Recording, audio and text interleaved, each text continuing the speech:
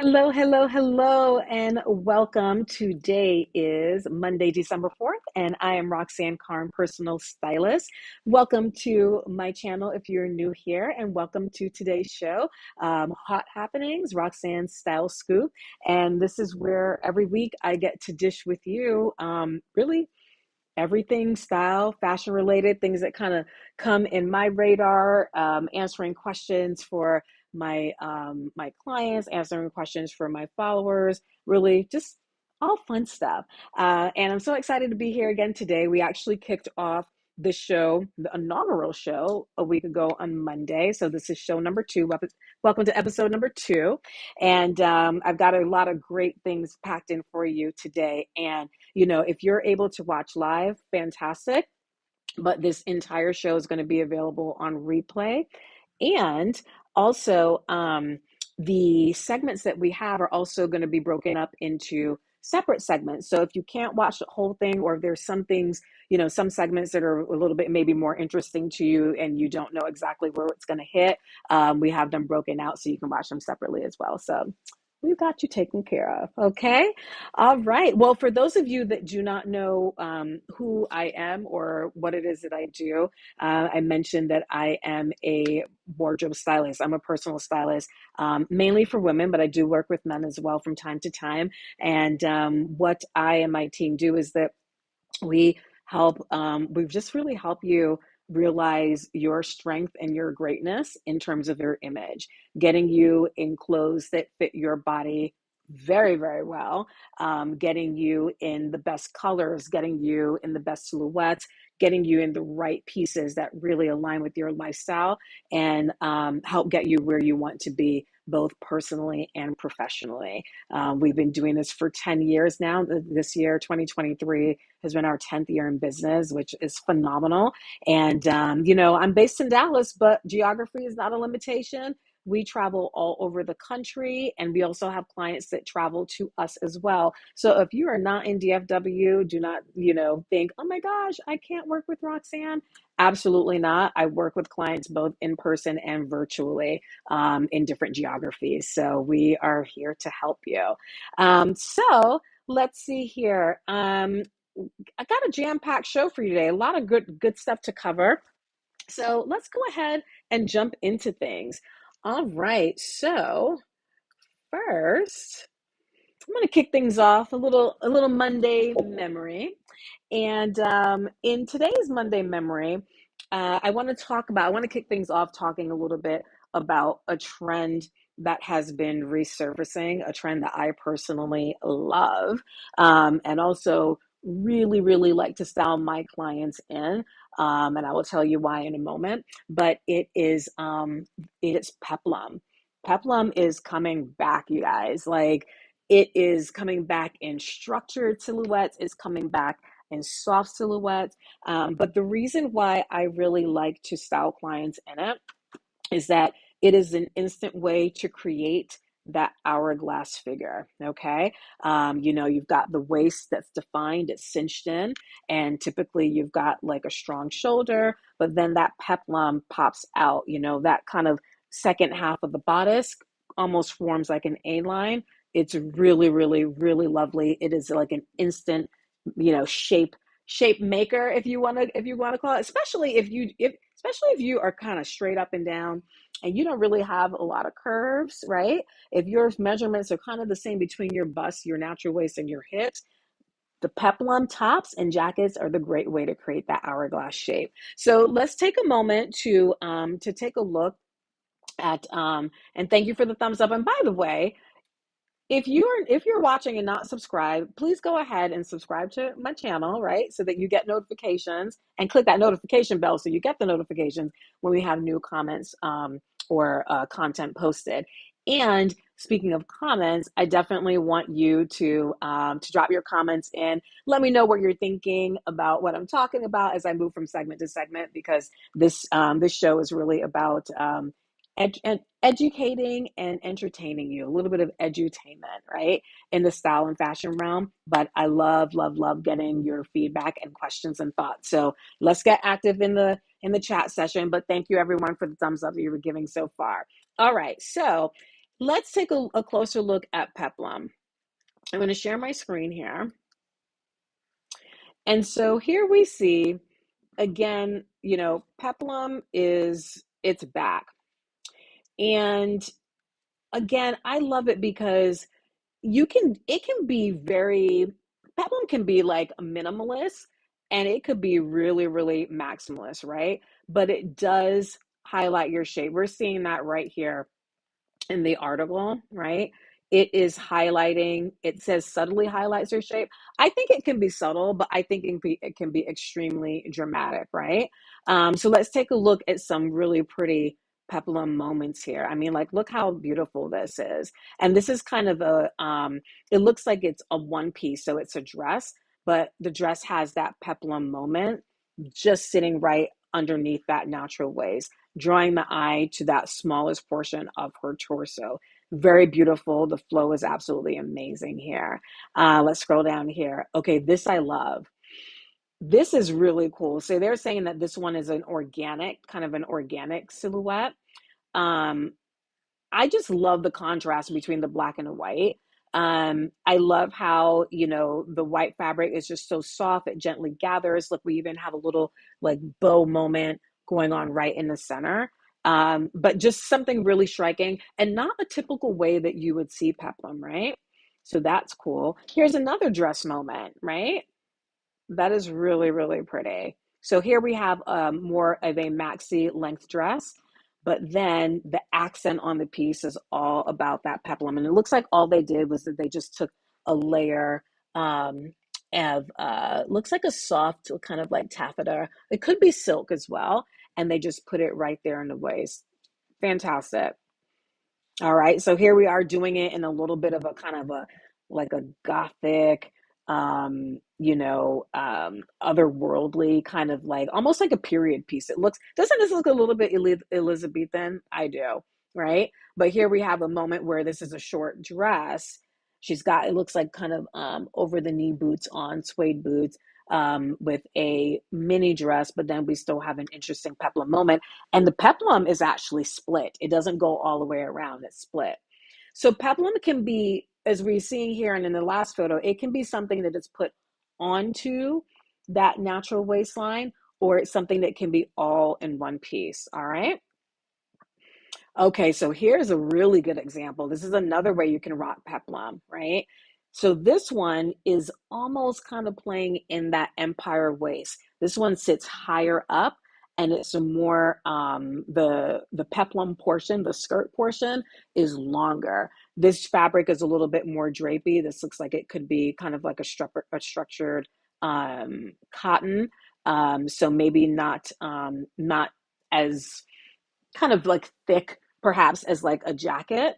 Has a little bit of movement, but yeah, look at this, hugging your curves all the way. So these are some examples of some peplum pieces, right?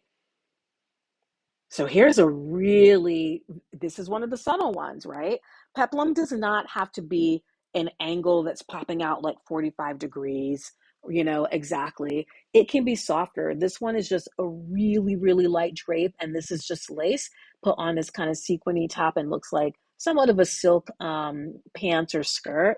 Very, very cool. Here's another great peplum moment here, right? Business casual look. I think this is a little bit more than business casual personally, because we have some cutouts on the side, but like, look how gorgeous that is. Look at that hourglass. That's what we're working for. I love that. Celebrating the woman's shape. Absolutely fabulous. Here's a really beautiful piece right here. And then we've got this gorgeous sculpting. So the peplum doesn't necessarily have to just lay straight. You can have fun with that. It can add some dimension. Look, there are two layers here. Just absolutely stunning. This one's interesting. So metallic. So this looks like a resin. This one is a mold. Okay, a peplum top that is a mold, very futuristic, right? And it's almost like, kind of like a little bit of a naked look there, right? But really, really cool. So those are some of the pieces of from the article, and the article also is going to be, the link is going to be in our show notes. So you can read that article, get some inspiration. But I'm going to show you too what I'm wearing today. When I was kind of thinking about what do I want to do for the show today, I was like, you know what? I've got a peplum jacket that I want to show my girls. So here's one of my peplum pieces. This is a jacket by Louis Vuitton. I think this is actually my very first ready to wear piece by Louis Vuitton. So structured jacket, structured in terms of like, it's tailored, but it has like a little bit of a kind of a blousy moment in the top half, which I really like. And you see that kind of carry through around the back. But here's a great example of a jacket, and all of it is one piece. We do have a little bit of a layering moment here. So if we come close and see, instead of it just being one piece carried around, we actually have a little bit of a layer on both sides. So that just adds some visual dimension. I really like the way it looks, and the color is absolutely stunning. It's gray, but it has a sheen to it. So it's almost like a metallic look, but it doesn't look too crazy. I see some thumbs up here. I'm guessing that you like the jacket. Definitely one of my favorites. And this is something that I wear to business meetings. Really, I primarily wear it for business because of the look. But you could definitely transition this from day to night. Instead of wearing kind of black pants, you can do a great mini skirt, or you can do a full length. If you want to do something dramatic, do a really like maxi length skirt. I think that would be fantastic. But just wanted to show you all a little bit of peplum love there. And then one other thing I wanted to show you in the peplum realm, before we move on to my next Monday memory, is this really cool piece by Lafayette 148. For those of you that work with me, that are my clients, you know that I work very closely with this brand. I get their collection 4 times a year. Just amazing pieces. And this past collection, or the current season, they're moving more into resort right now, but fall winter, this Jacquard metallic leaf page jacket was absolutely amazing. I had a client that got this jacket, and she paired it with some black pants because they do actually have matching pants to it.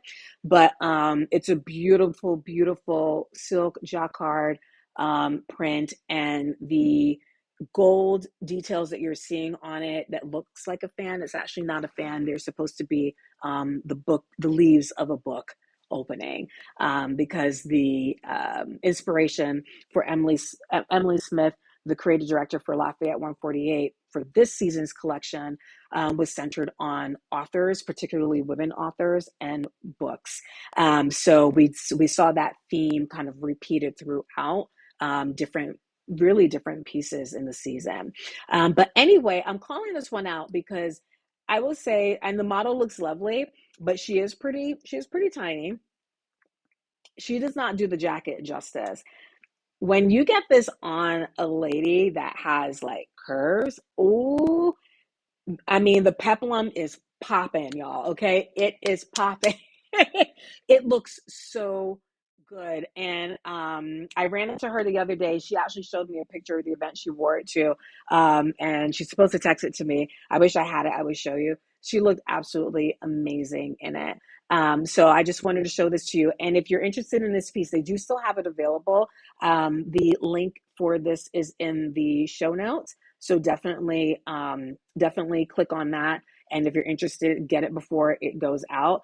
I'm surprised that they even still have, they may or maybe only have like a couple sizes available, because it was a very popular piece this season across the board. But yeah, I just wanted to share that with you. Absolutely beautiful peplum moment. All right. So in my next Monday memory that I want to share with you, this is an event that took place, ooh, maybe it was, I think, 3 weeks ago, maybe closer, almost a month ago. And it is the Fashion Group International, FGI Dallas Night of Stars. So FGI, for those that those of you who do not know, FGI is the industry hub for an association for everything fashion, beauty, um, just anything in that world rolls up under FGI. They're headquartered in New York. It is a global organization, and there are thousands of members globally, as you can imagine. I too am a member of FGI. I've been a member now for I'm going to say 8 years. And I actually serve on the board for our Dallas chapter. I'm coming into my third year now serving on the board.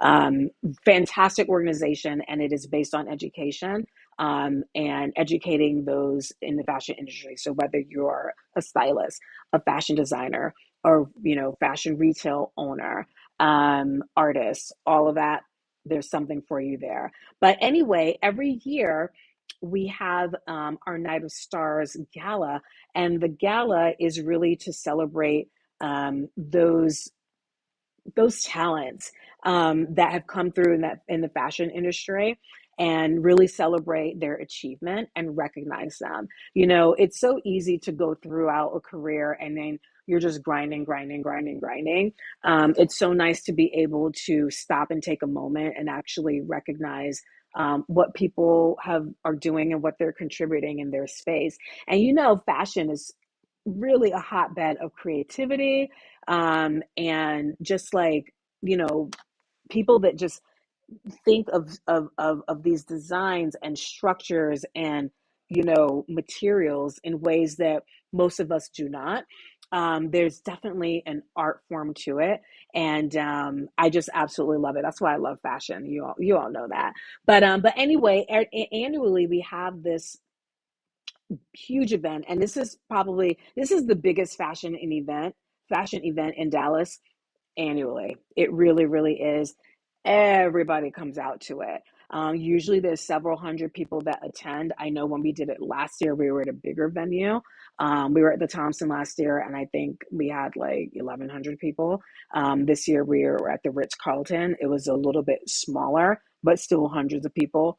It was gorgeous and amazing. But this year was like a massive, massive, massive lineup for our honorees. So we were honoring Bethann Hardison. We honored Nina Garcia, which a lot of people know her from Project Runway. But she also is the editor of Marie Claire magazine. And then also, did she move on from that? She may have moved on for that now that I think about it. I can't remember. And then we also recognized the big one, which Christian Siriano, amazing designer who was also from Trump Project Runway. If memory serves me, I think he was in the very first season, if you're a fan of the show. But anyway, we were honoring these individuals, and I mean, it was star studded. Let's see, Tyson Beckford, he was the one that presented the Lifetime Achievement Award to Bethann Hardison. And Alicia Silverstone presented the award, the Christian's award to him. So it was just an amazing evening. And I just want to take you through, again, a little bit of the Monday memory. So, of course, with it being fashion, like we all show out here in Dallas with fashion. But actually, I'll show you one other picture as well. So this lady right here on the right in purple, this is Bethann Hardison. And Bethann Hardison is she is a powerhouse. She is a mover, shaker, she's a disruptor, and she's a former model. And if you just look her up on Google, there's a really, really famous picture of her that was taken, I want to say it was in the 70s. And it's a black and white photo, absolutely just gorgeous. And it's an iconic photo. And if you see it, you'll be like, oh my gosh, yes, I've seen that before. Because it's always in like books, and you see it recurring in fashion magazines if they're doing kind of any like historical look backs. But anyway, she is most known and celebrated her for, and what we were celebrating her for was her contribution to fashion in terms of getting women of color on the runway, and getting them in print magazines. She had her own modeling agency for several years, um, with the mission to do just that.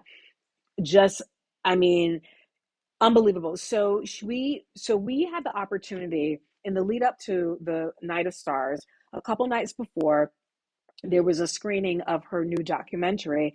And gosh, for the life of me, I can't remember what it's called. We'll update the show notes with it. But it's playing in select theaters. I would highly encourage that you go see it. And maybe, Annie, if you can maybe drop it in, if you can look it up, or if you remember it, if you can drop it, Invisible Beauty. There it is. Thank you. Thank you, Annie.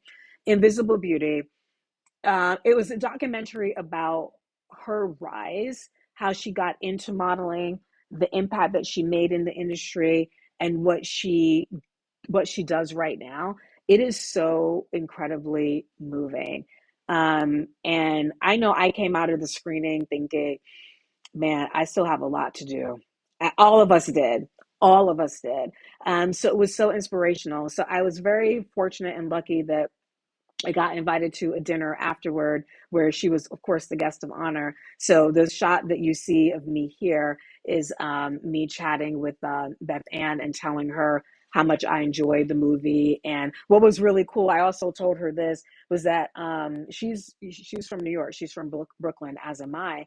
She went to high school at the where my aunt and uncle went to high school, and it was literally a block away from where I lived. Wingate High School in Brooklyn, for those that are Brooklynites. And so I had to go over and tell her, I'm like, I'm exactly where you're from. So we had a really great moment and chatted a little bit. And she's hilarious. She doesn't take herself too seriously, and she's very, very gracious. So I wanted to share that special moment with me and Beth Ann. Me, like, I'm like, get out of my way. I pushed myself into the table. I was like, I'm gonna have my moment with her. And one of my friends snapped this picture, which I didn't even know about until the next day. So thank you for that. But let's talk about Night of Stars. I'm going to share with you what I wore. So this was my outfit to the Night of Stars event, and there's a really cool story behind this. So I'm wearing this. Oh my gosh, it almost looks kind of like it could be its own peplum moment, right? If it was a little bit higher, and we don't want it to go higher because that was a mini dress for real. Like I had to wear. I actually was wearing little hot pants underneath it, because it was very, very up there. But that was the whole point of the dress, and it's Night of Stars. You got to show out. So this beautiful dress was designed by Bach Mai. He's an emerging designer as well, based out of New York.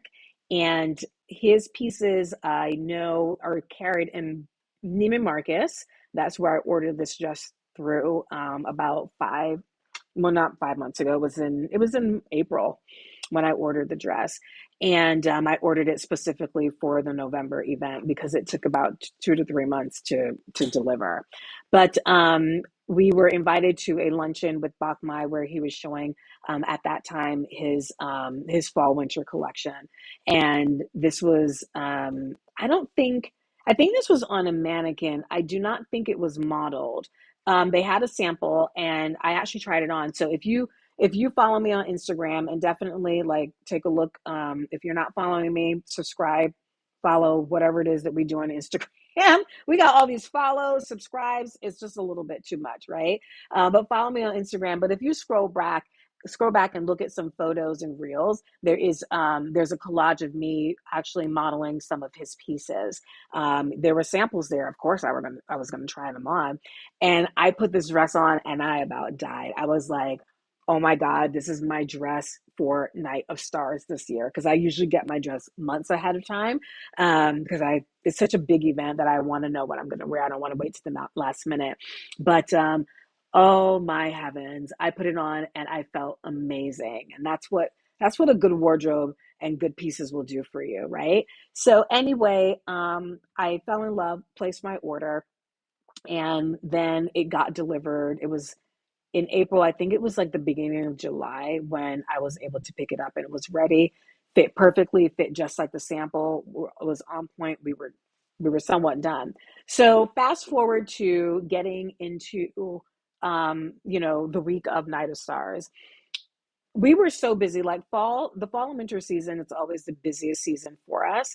And we were just busy with clients. We had back-to-back trunk shows here at the studio. I had just completed a house move, so which we're still settling in. I mean, it was just chaos. So I was like, oh my gosh, I need to get shoes. And I had no idea what kind of shoe I was going to get. The dress itself, it's kind of a like a iridescent lame. And so it's got, you can see the beautiful kind of green color, like that's the color. But when you shift, it has like ombre moments of like navy blue kind of morphing into like a deep purple. Really, really gorgeous. So I was thinking, okay, well, if I get like a purplish shoe or like a navy blue shoe, something in that family, I would be able to work it and be fine. So I was like, okay, I need to find a shoe. So this is just a few days before the event, which I normally don't wait this far, like, or too close to an event to know what I'm wearing, like the full outfit. But again, we were just slammed, and that was not a priority for me at that moment. So my husband and I, we went to Nordstrom. So big love to Nordstrom on this. And I got these beautiful pair of Jimmy Choo shoes. And my husband is the one that actually spotted it. It was sitting up on one of those kind of acrylic feet. It was a clear foot. And I was just like, oh my God, this is so pretty. What I saw first was the green. And the green was like, it wasn't the exact color of my dress, but close enough. But it also had its ombre moment too, where it turned into like this bluish purple, like the heels like a bluish purple, and it has like all the sparklies on it. The chain strap is blue stone. I mean, this could not be the more perfect. And Annie, actually, you know what? We should add this to the comment section too, if that shoe is still available in case anyone's interested in getting that Jimmy Choo. That shoe is fabulous and it is comfortable. It was amazing. So that was the shoe moment. And then my handbag was my collab Tiffany Fendi baguette. So stay tuned because there's going to be a little bit more info on that. But this was my ensemble and I loved wearing it. I'm going to show you a little video of more of a close up of my outfit. There we go. So you can see the dress and there's the shoe. Look at the shoe moment. And now we pan back up to the dress. So you can see the fluidity from a color standpoint. It was strapless, a very simple piece. It's one of these things where, like less and more. Look at that. I'm cheesing for the camera. I mean, I felt like a queen. I felt like a queen that evening in that dress. That dress was just everything. So I wanted to share that moment with you, but I have a couple other great memories from that event as well. So here's a picture of me and my husband. So there he is looking dapper, doing his black tie moment. And every time I look at this picture, I just laugh. My hubby, when he smiles for the camera, he just goes like this, right? And he smiles like normally when you're talking. Like I don't understand why he does that, but that's what he does. So let's forget about his crazy smile in this one. But we had a great evening. So that was our cute little moment together. And then this picture I love. So this is another little mini story. This is my friend Peter. Peter owns an amazing florist business here in Dallas. He does a lot of very, very high end installations for his clients. And I think it was 1 or 2 days before we were on the phone, just kind of coordinating for when we were going to meet up because we were sitting together. And he was like, Roxanne, what are you wearing? He's like, I'm thinking about wearing this. And what he's wearing Dolce. And he told me, he didn't tell me the color, but he was like, I'm wearing this iridescent suit. and he was like, it's got a vest in it. He was like, do you think I should wear a shirt with it or not? I'm like, absolutely not. Do not wear a shirt. From the way you're describing the suit stands out all on its own. Like that is what that's going to be the moment. But he said iridescent. So I had almost told him that, wow, my dress has an iridescent flare to it too. But I was like, nah, let me hold it because I want to be surprised. I want to be surprised and I want him to be surprised because I knew that he was going to come correct. So anyway, we arrived and he's already at the venue. He got there probably about 10 minutes before I did. And we're in the lobby area and I spot him and he spots me and we literally like just scream in like glee because he's looking at my dress and the colors and I'm looking at his suit. I'm like, oh my God. And everybody's looking at us.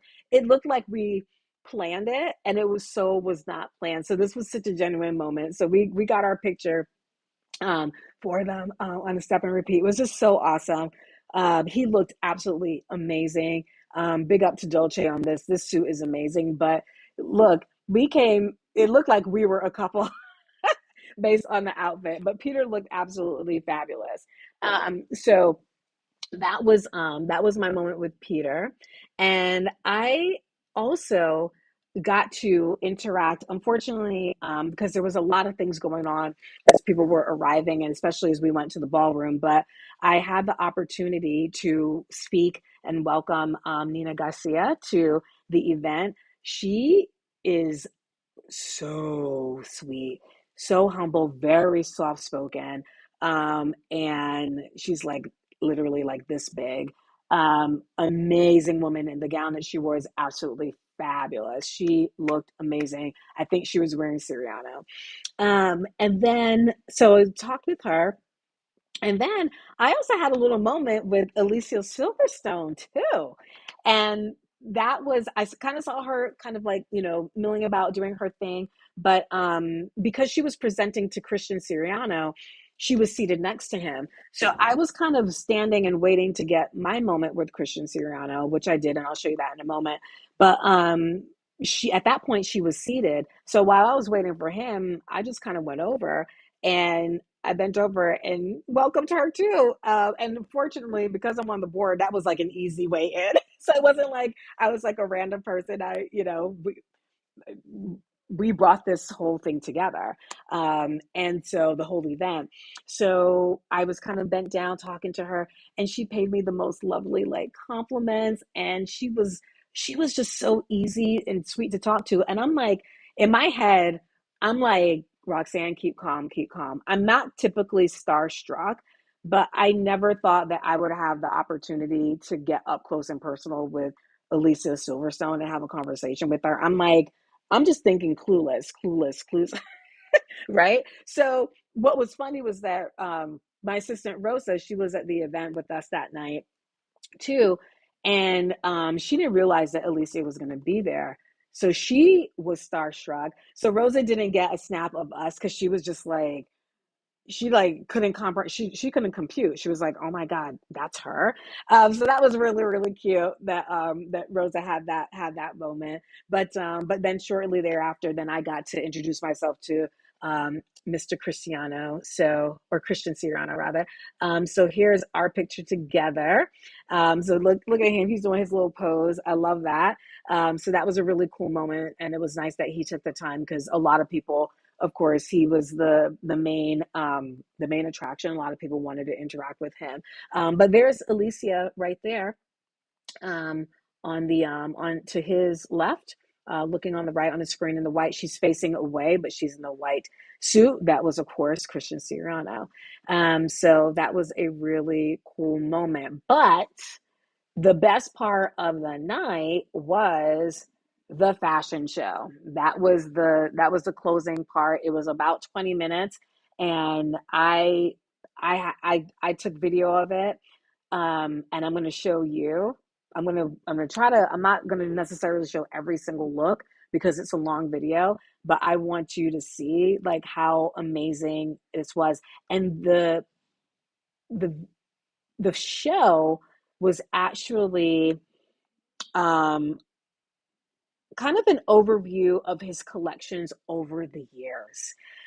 So some were newer pieces, but a lot of them were like archive pieces.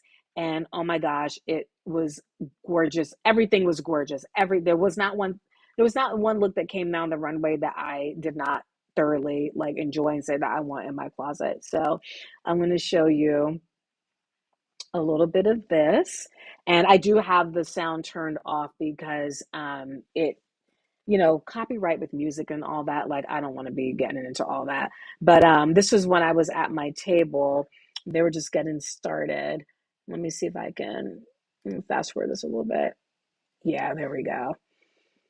So this is the first look. I mean, like, look at this. Unreal, right? I think at that point I had gotten up from my table and I just stood and I just took video. So, I mean, that hat. So we were talking about a peplum. That was a peplum moment there. Look at this. Look at the sleeves. What? I could watch this all day. And these models were fantastic. I think most of the models were our Dallas models. One of the models that was in the show was actually one of the models that I had at my 10-year anniversary party earlier this year, modeling some looks that we had. So I was really happy to see her. But yeah, look, I mean, just look at the structure and look at her. Look, she's coming down with some feist. I freaking love it. Yes, honey, work that waist. Look at her. Look at the crowd. This is fashion. This is the moment. This is what it's all about. But look at the fluidity in the moment. Christian is so good with textiles and layering. You would remember this and see this from Project Runway for sure, right? Um, just unbelievable. Oh man, check this out. Leg moment. That dress actually is pretty similar in shape to the one I wore that night. This one's definitely more, more dramatic in terms of the sculpt, but look at that. Yes. So we've got that kind of the panel added on to the back of the skirt, but it's split into two. This is something that I would definitely wear. I don't know what collection this one is from, what year, but this is a classic timeless piece. This will always look amazing. Absolutely love it. Yeah, look at this. Wow, look at that leg moment. You look at that super high split on her left. Yeah, show that leg over here. There we go. Ah, and the sleeves. Like how innovative is this? The sleeves are completely detached from the dress. They're living in their own thing. I mean, they're like wings that you could just take off, but the floral, right? The ruching of the sleeve, the drape on that gown, phenomenal. Here we go. We've got a trumpet dress moment here. And so look at this on her right arm. That is a glove. But and there's another moment where they do this in another look, but the glove is just on one hand. I think that's just beautiful. When I see these looks, it for me, and I was commenting to the ladies that I was hanging out with that evening, particularly when we were taking video, was that this he really kind of like for me channels like Christian Dior. He knew how to work a woman's body. I mean, just look at this.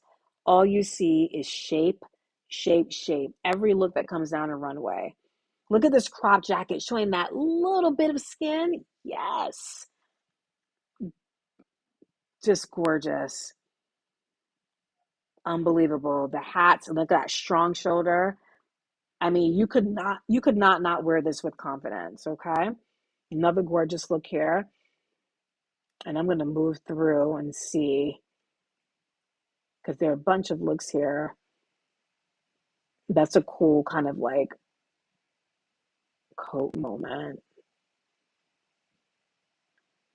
Look at the detail, yeah, on the bows on that. That's really pretty. And I like how we're showing some exposure of that underlayment. Oh yeah, this is one of the ones that I love. Look at this chartreuse, a balloon effect, right? Almost like I mean, She just looks like a big flower. The color, stunning. It's like a yellow, almost green. We've got the deep V both in the front and the back, just drama all the way. Oh yeah, I loved this one. So here we've got those look like ostrich feathers to me. I love ostrich feathers because they're light and airy and they just give movement all the time. But she's got the tail going on. I just love that. Beautiful, beautiful moment. All right, what else do we have coming down? Oh, this was absolutely lovely too. Look at this soft lilac. This is such a romantic piece. And look at this high-low moment in the hemline. This is what I'm talking about right here. I mean, I love dresses that show legs. I love legs.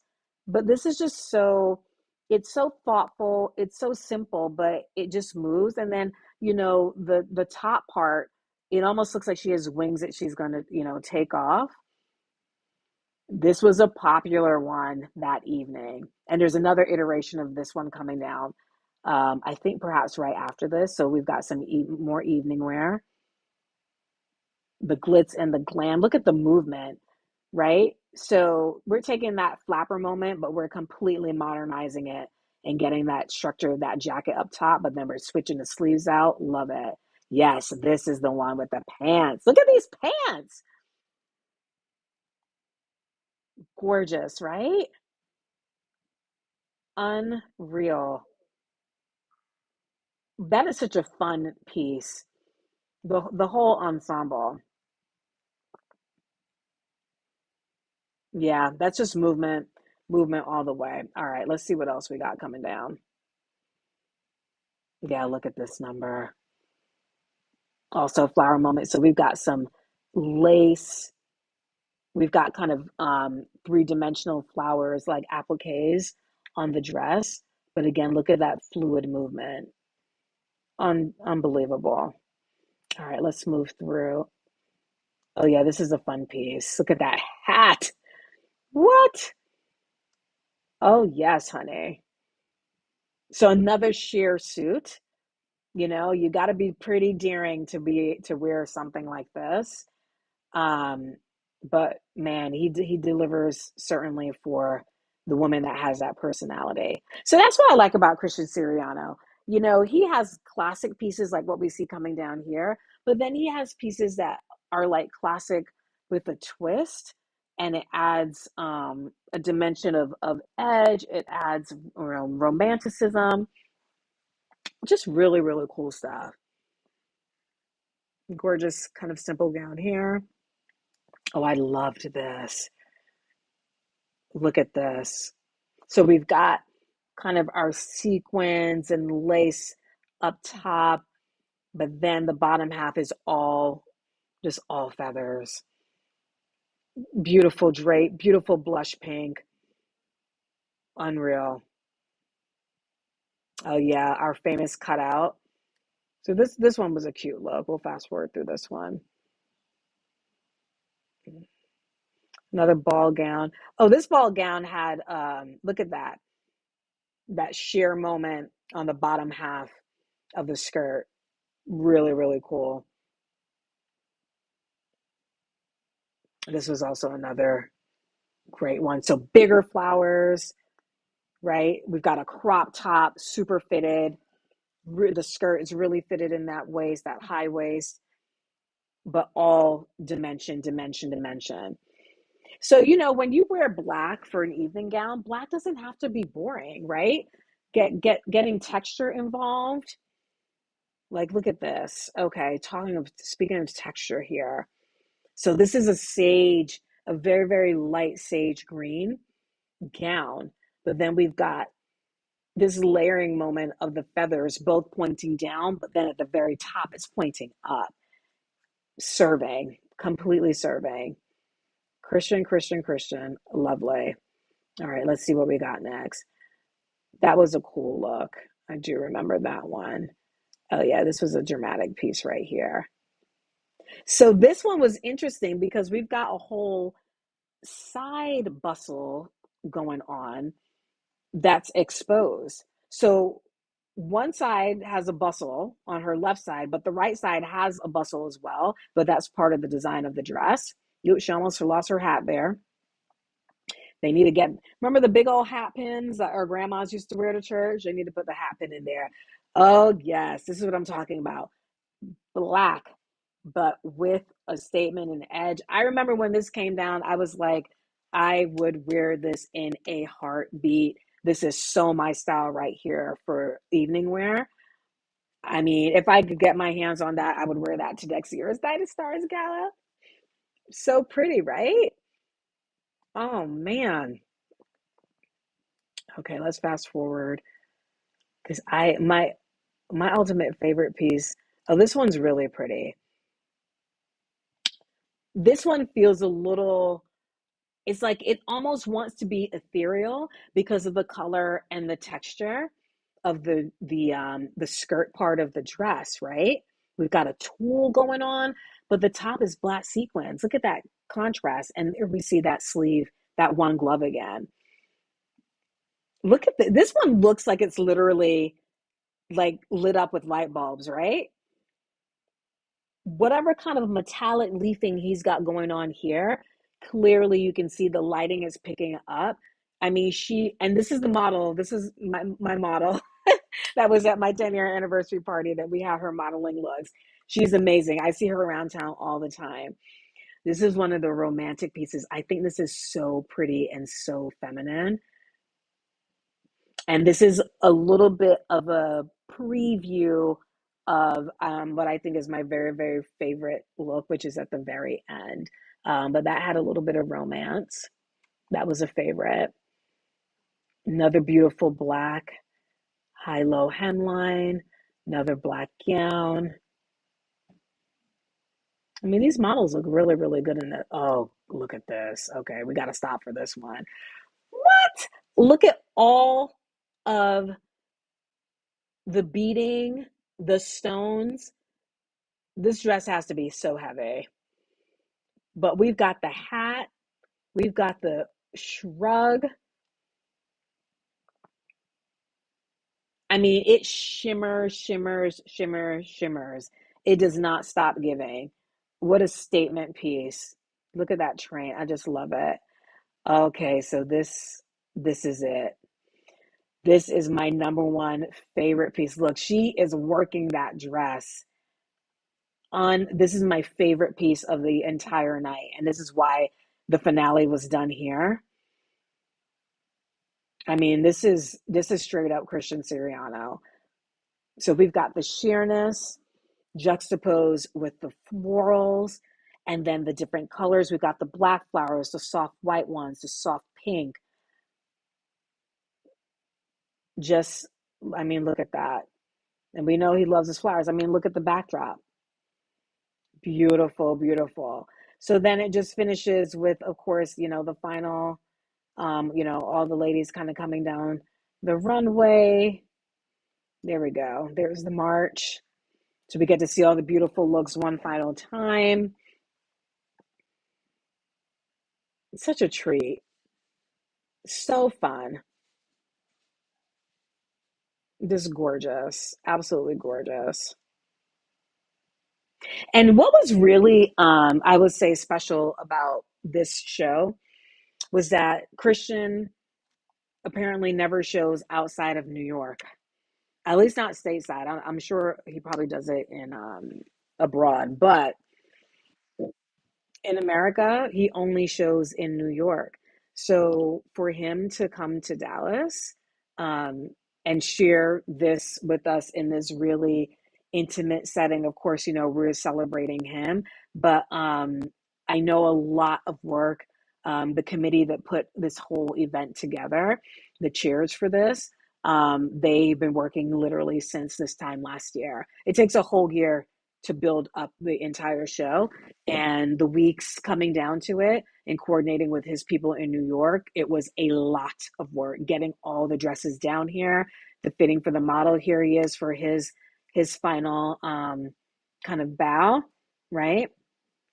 And Christian, he is a little tiny thing. Let me tell you, I knew he was tiny from what I could tell in pictures, but in meeting him, he is teeny, teeny, tiny. He was actually at the Beth Ann Hardison screening that we went to, and he was actually seated in the aisle in front of me and my team. So I didn't say hi to him that night or anything like that, but that was pretty cool. That was the first time that I had seen him in person. I was like, oh, he's a teeny weeny little guy, but teeny little guy with big ideas. Clearly, an amazing designer. So I really hope um, that that you enjoyed that trip down memory lane with me. That memory lane that was only 3 weeks ago, right? But I'm glad that you enjoyed it. And yes, Feminine Her says, yes, I caught a live. So glad to have you. I'm glad that you're watching. Um, but yeah, let me know in the comment section what you think about those looks that Christian sent down the runway, kind of highlighting the best of his career. You know, Christian Siriano, amazing designer. Again, I'm fall in love again. I could watch that video over and over and over. I'll probably watch it again later today because I love it so much. But thank you for watching, and let's get on to our next segment. Let's see, what do I have on a list to talk about next? Yeah, I want to do a little bit of trend talk here. Let's do a little bit of trend talk. So, right now, yes, thank you, Feminine Her. Hit the like button. If you're watching live, get the likes up. And if you're watching on the replay, make sure you like it too. You know, it helps the channel so much. But let's talk a little bit about trends. So, winter boots are upon us. Like, you know, we're in the fall winter season. And what I've been seeing a lot lately have been kind of Eskimo boots reimagined. So I put together a little collage of some boots that I thought were hella cute, and we've got a link in the chat so you can actually check out these boots. They are they're available for purchase if you just click on the link that's pinned to the top of the chat. I know Annie is dropping the comments in too, but for the Trend Talk winter boots, let's take a look. I'm going to share my screen here again so you can see what I am digging. So, just a quick segment here on these winter boots.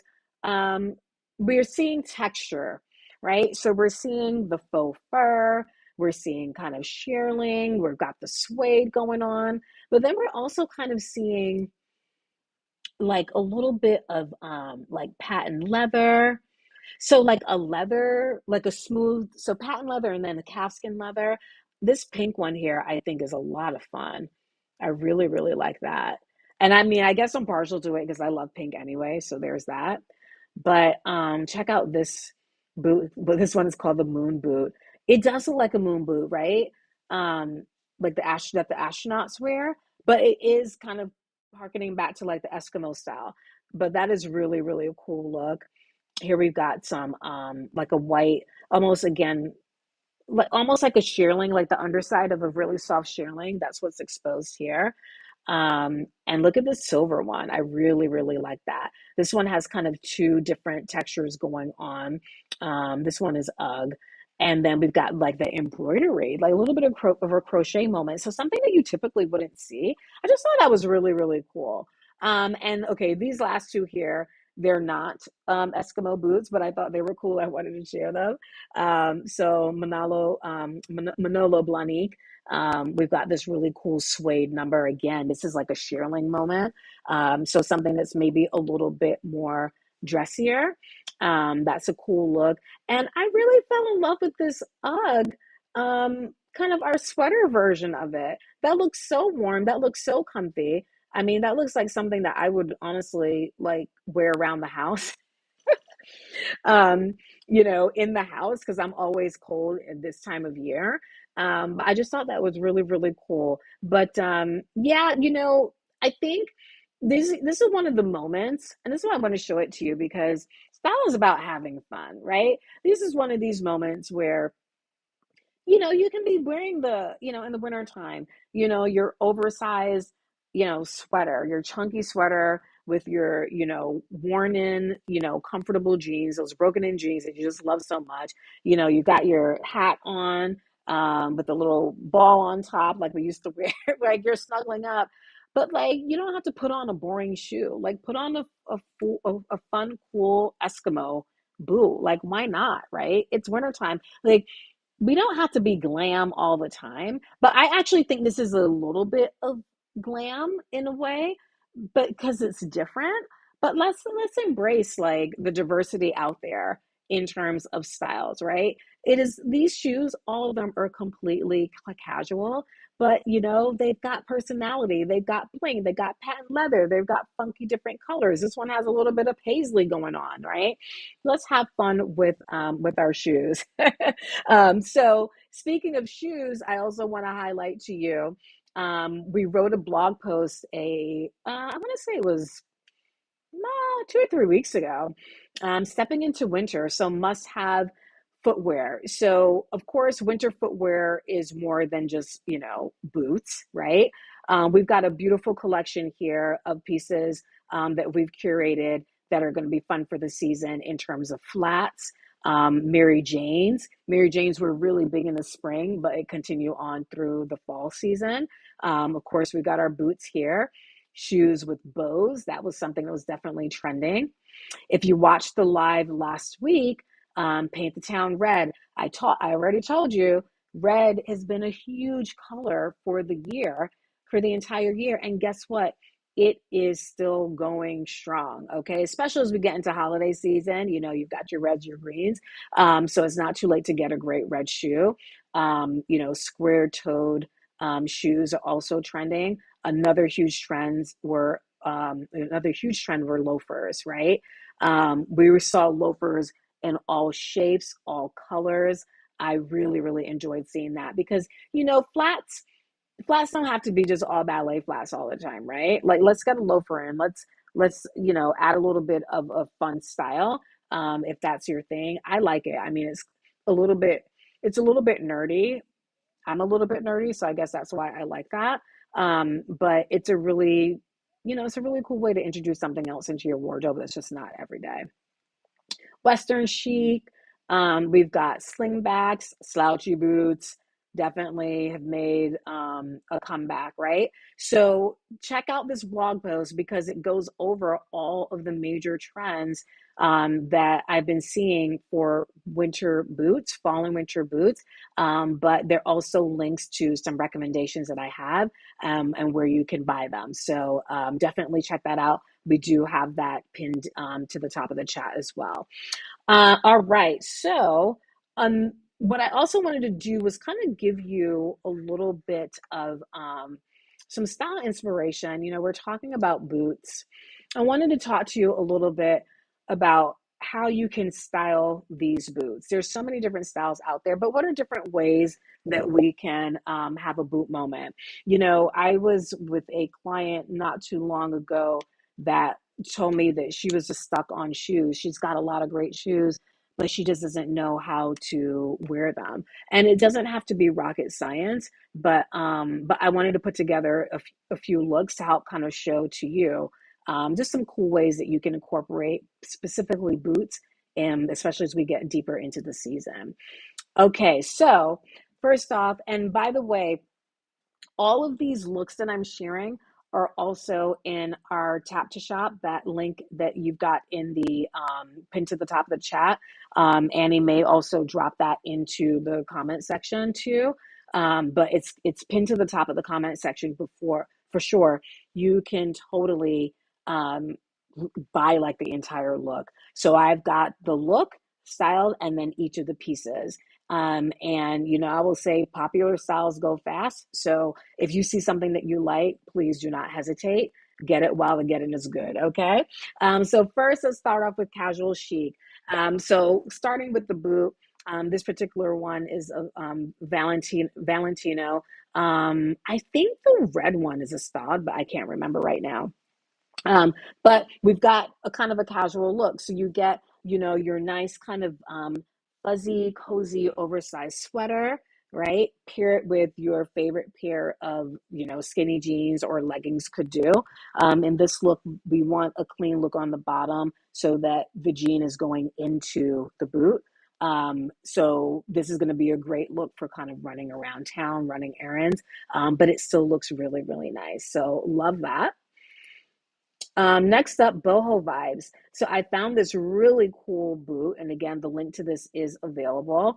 And let me know in the comment sections what you're thinking about these looks and how I've styled them. But the boot itself is really, it's got kind of a mottled effect between like the browns and the blacks, almost marbly. I just think it's so beautiful. So we took that and then I styled it with a kind of a flowy maxi dress. You could totally do a maxi skirt as well. But again, we're doing this boho look. So you can see that dress is very much boho. But then you've got an option of doing some interesting pairings up top. So I've got on the right a faux suede blazer. I think that one came from Nordstrom. Again, the link is available in the top of the chat. But also I incorporated it with a suede, a cognac colored suede. I mean, look at that, such a rich color up top, and it's cropped so that we're seeing the full length of the dress, right, from that high waist. This top is actually a top that I got for a client. We had a fitting with her last week. It was just such a really, really pretty top. And it's funny because the top is actually a shirt, but it fits like a cropped jacket. So that would work well over a dress like this. And then finally, it is again wintertime. If you want that really nice kind of like stylish, cozy cardigan, we also have that kind of copper rust color moment that you could put on top of the dress, or you can maybe like lay it over the shoulders and do the tie of the sleeves. But I think that that would be a really, really cool boho look. Okay, so next is our edgy appeal. So sorry, the graphic didn't come out quite right on this, but if you are a follower of mine, you know that I love edgy looks. I love classic, but I love throwing in edge whenever possible. And this is just a really cool ensemble. So here we have two different silhouettes on the bottom to complement the boot. So when we think edge, definitely a combat boot brings the edge. But then I also added this other really cool boot. I found this after the fact. I was like, oh my gosh, I would totally love that. That's why I put in the legging, because this has a buckle effect going down. And when you look at the actual look in my tap to shop, you'll see that there's actually openings. So if you wore this kind of barefooted, you would see like little bits of skin. I love moments like that. I just love cutouts like that. But here we've got on top this really cool graphic tee. It's almost kind of a mesh material, and then a great moto jacket on top. This particular one has gold hardware. I did that to pull up the gold hardware that's in the combat boot. But if you are someone that wants to mix metals, you can totally mix the gold with the silver. You could totally do this jacket with the more sleek edgy boot that has silver hardware. So that's kind of our edgy look. All right. Next is professional elegance. So looking at these gorgeous boots, here we've got the Valentino flat boot making another appearance, but then we've got this one is more of a textured kind of a faux croc, faux reptile leather. Really, really pretty. The centerpiece of the whole outfit to me is this lovely jacket. This one is a cashmere open flap jacket or coat, and you can totally wear it over option number one. You can do a fitted sheath dress.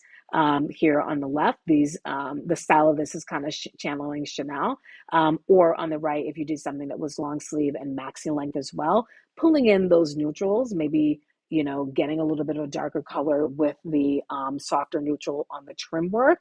Really, really pretty. But you could totally rock the knee length or the maxi length on top of the boot. And sometimes people wonder, why would I be wearing a maxi dress or skirt with a tall boot?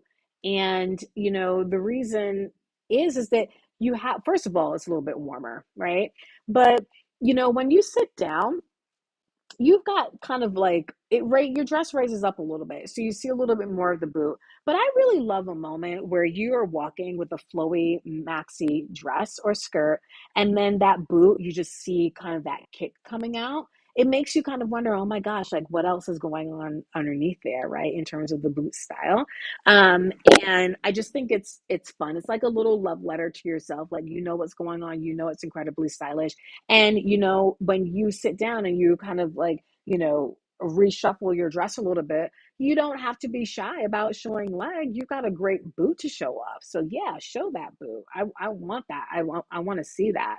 But this is the way that we can do it in a professional way. Can you wear, knee-high boots to the office? Absolutely. You need to do it, obviously with style, but also showing some class as well, right? So that's a professional elegance one. This one is what I call athleisure twist. So here, the center of it, shoe wise, is the sneaker boot. This is something that also has been trending quite a bit. So it's a hybrid between a sneaker and a boot. There was a really cool one that I had initially found on Anthropology, but when I was pulling this together, it got sold out, so I took it off. So that in case, again, if you're interested in buying any of these items, not only the shoes, but the garments are available for sale as well at my Top to Shop. You can just visit it, click on it, it'll take you straight to the retailer. But anyway, when we're kind of in our really relaxed mode, we don't want something that has a lot of fuss, but we do want something that looks cool. The sneaker boot really does really well here. And then we've got it coupled with a beautiful cashmere sweater. This is from Brochu Walker. They do cashmere really, really beautifully. And then these really cool jeans. I can't remember the brand right now, but super, super cute. I love that kind of asymmetric line that's running from the high hip down to the thigh, and it's curved. So it adds a little bit more of that relaxed look instead of being just in a cute angle. But you can also couple that sweater up top with a cashmere lounge pant. This is something that I highly recommend to wear, to have something like this in your wardrobe for home wear, or if you're running like quick errands. Cashmere is so luxurious, it's so soft, and it's warm, and you never overheat. Okay, so this is our athleisure twist look, with the sneaker boot being the highlight for our shoe. All right. Next is the one that I like to call the Bond Girl. Okay. So the Bond Girl for me is our sexy, sleek look, kind of leather from head to toe. I'm all about the edge. This is something I would totally rock. Beautiful, beautiful fitted sheath dress. This one is from Veronica Beard, and I believe it is on sale. So if you check out the link that I have, I'm almost certain it's on sale. Don't quote me on that. But what I did with this one was I paired this with, specifically with the boot that had some visual texture. So while it's leather, you can see both boots are embossed in a croc print. So the boots, the two that we have here, at first glance, it may look black, but it's actually a deep, deep, deep, deep, deep espresso. It's a dark, dark, dark chocolate. I love that very, very low contrast between the black leather dress and then that dark color, because it makes you look. It makes you look. You're like, wait a minute, is that black? What's going on there? Wait a minute, no, it's actually slightly different color. Those are the moments that we want. These subtle moments, these subtle nuances, right? Then on the other side, we see over here our more of a deep Bordeaux color, not quite oxblood color, but a Bordeaux deep wine color. I think that would also be it's somewhat of a low contrast, maybe slightly closer to medium contrast with the black dress, but definitely a fantastic moment nonetheless. I think that is a hot look, and that's why I called her the Bond girl. All right. And then for our final look, I didn't want to bring that one up. Our final look for how to style our fall winter boots this season is feminine flair. All right. So here, this is actually the pink version to this boot right here that we showed before. So it comes in this really cool pink color. I'm in love with this boot. So another knee-high moment. I love pairing pinks with grays. They just go together so well. So here we have a kind of a flat pleat. This skirt is more of a midi skirt. So it would hit kind of like right in the calf area between your knee and your calf. And then a nice cashmere, a little bit of a distressed uh, sweater up top. And this sweater I actually got for that same client as well. This was a really, really cool piece. I think I got that from Net-a-Porter. The link again is in the chat if you're interested in it. But I thought this ensemble was really cool. I call it feminine flair because it is. It's soft, it's feminine, not only with the color, but again, we're playing with textures, right? Fashion does not have to be limited to just wearing the same textures all the time. Let's get a pleat mixed with a cashmere or with a velvet, right? It's just so nice to have a little bit of a change. But that is the final look. So let me know what you think about those different looks, varying from casual chic, all the way down to our Bond girl, our feminine flair, professional elegance. Which of those looks would you rock? And let me know if you have any styling questions about how to style a particular type of boot that maybe I have not highlighted today. Okay, so make sure that you give us a like if you find this content helpful. Make sure you drop a comment letting me know what you think about the looks, or even to ask questions about how to style some boots. All right, so moving right along, I just want to remind you that we can work together. Okay, so when working with clients, it's really, really important for me to get to know them from the inside out. And when we have our initial conversation, I'm really kind of uncovering what is getting in the way of them looking in and feeling their best. So I invite you, if you really are serious about taking the next steps in your style journey, but you know that you need help, I highly encourage you to book a complimentary style intensive with me. It's a 1 hour confidential Zoom session. Doesn't matter where in the world you are, right? As long as you have Zoom, we're good. But we'll be able to meet and really do a deep dive into those challenges that you're facing, understanding why you're facing them.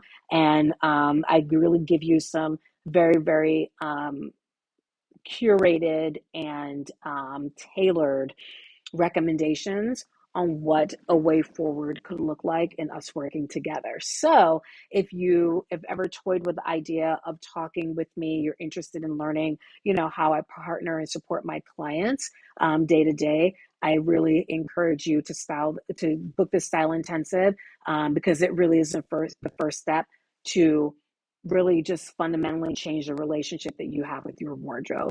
It is well worth your time, and it's a great way for us to start working together. So if you're interested in doing that, definitely visit the link in the chat, in the show notes.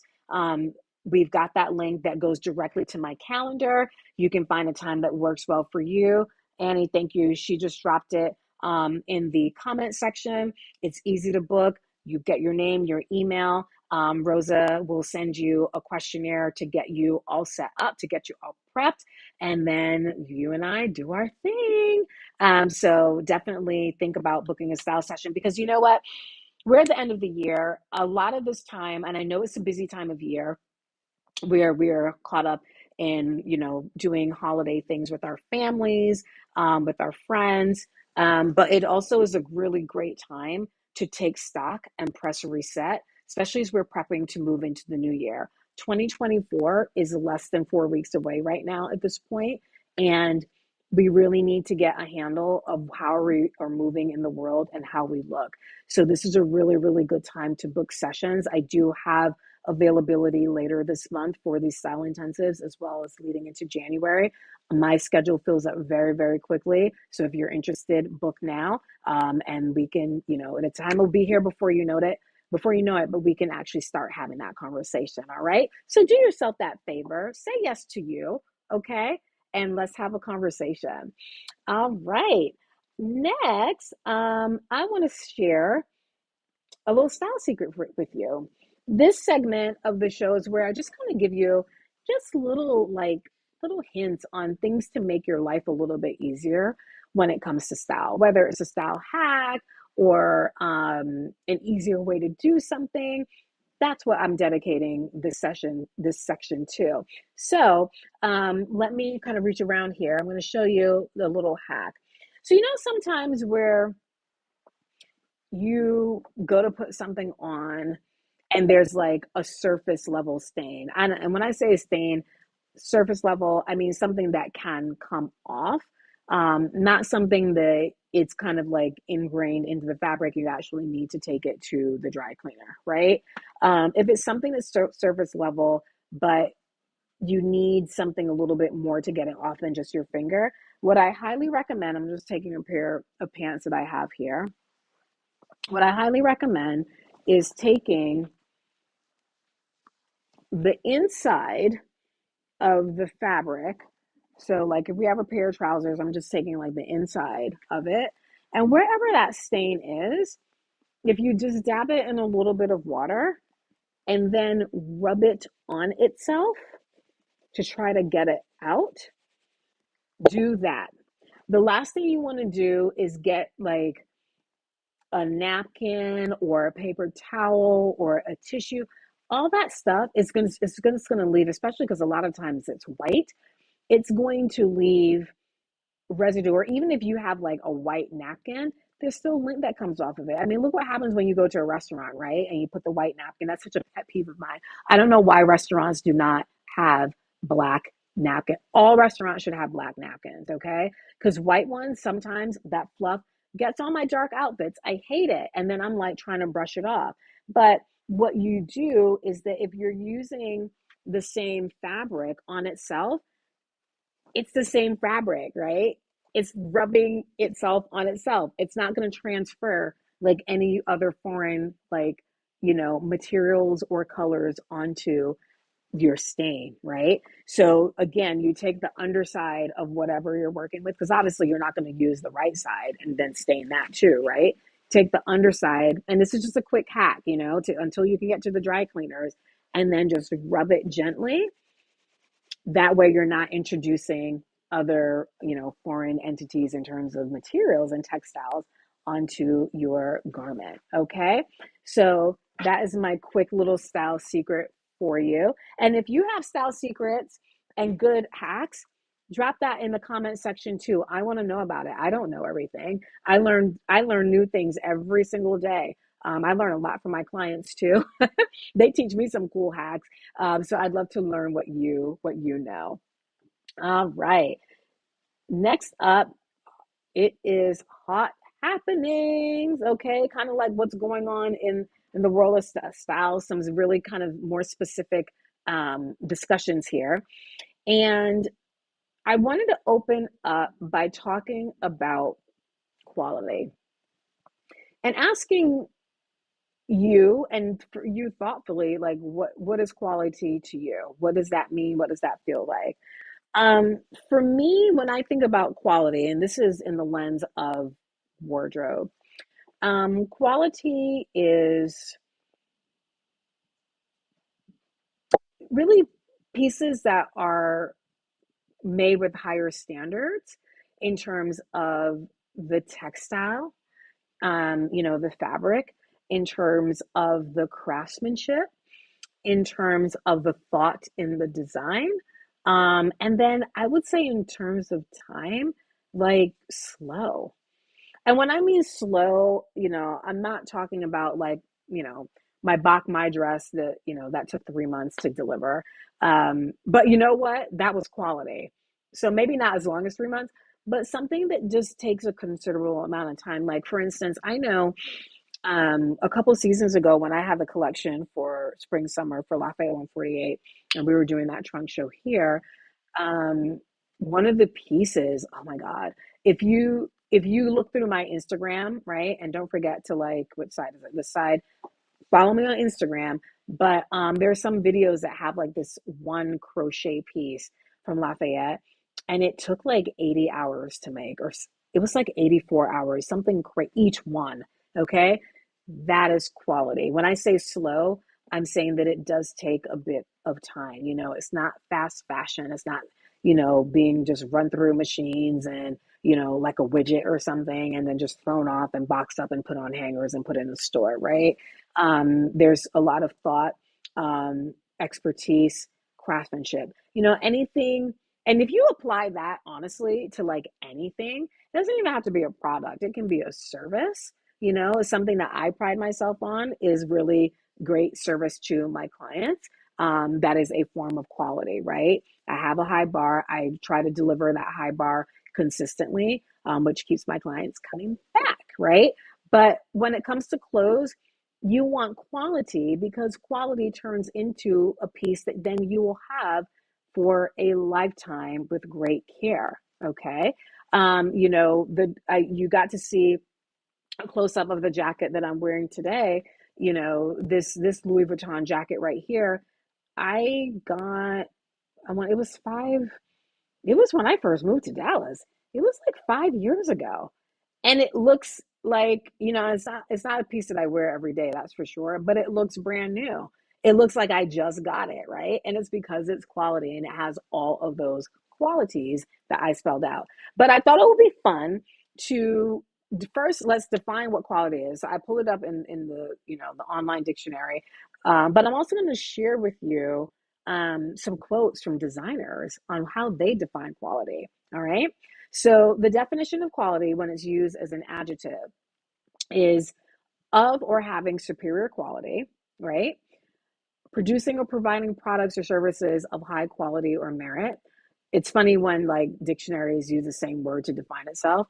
I picked that when it's of or occupying high social status, like a quality family, as noted here, or it's marked by a concentrated expenditure of involvement, concern, or commitment. This is what I'm talking about right here. The time, the energy, the knowledge that is being poured into, when you have that level of involvement, right?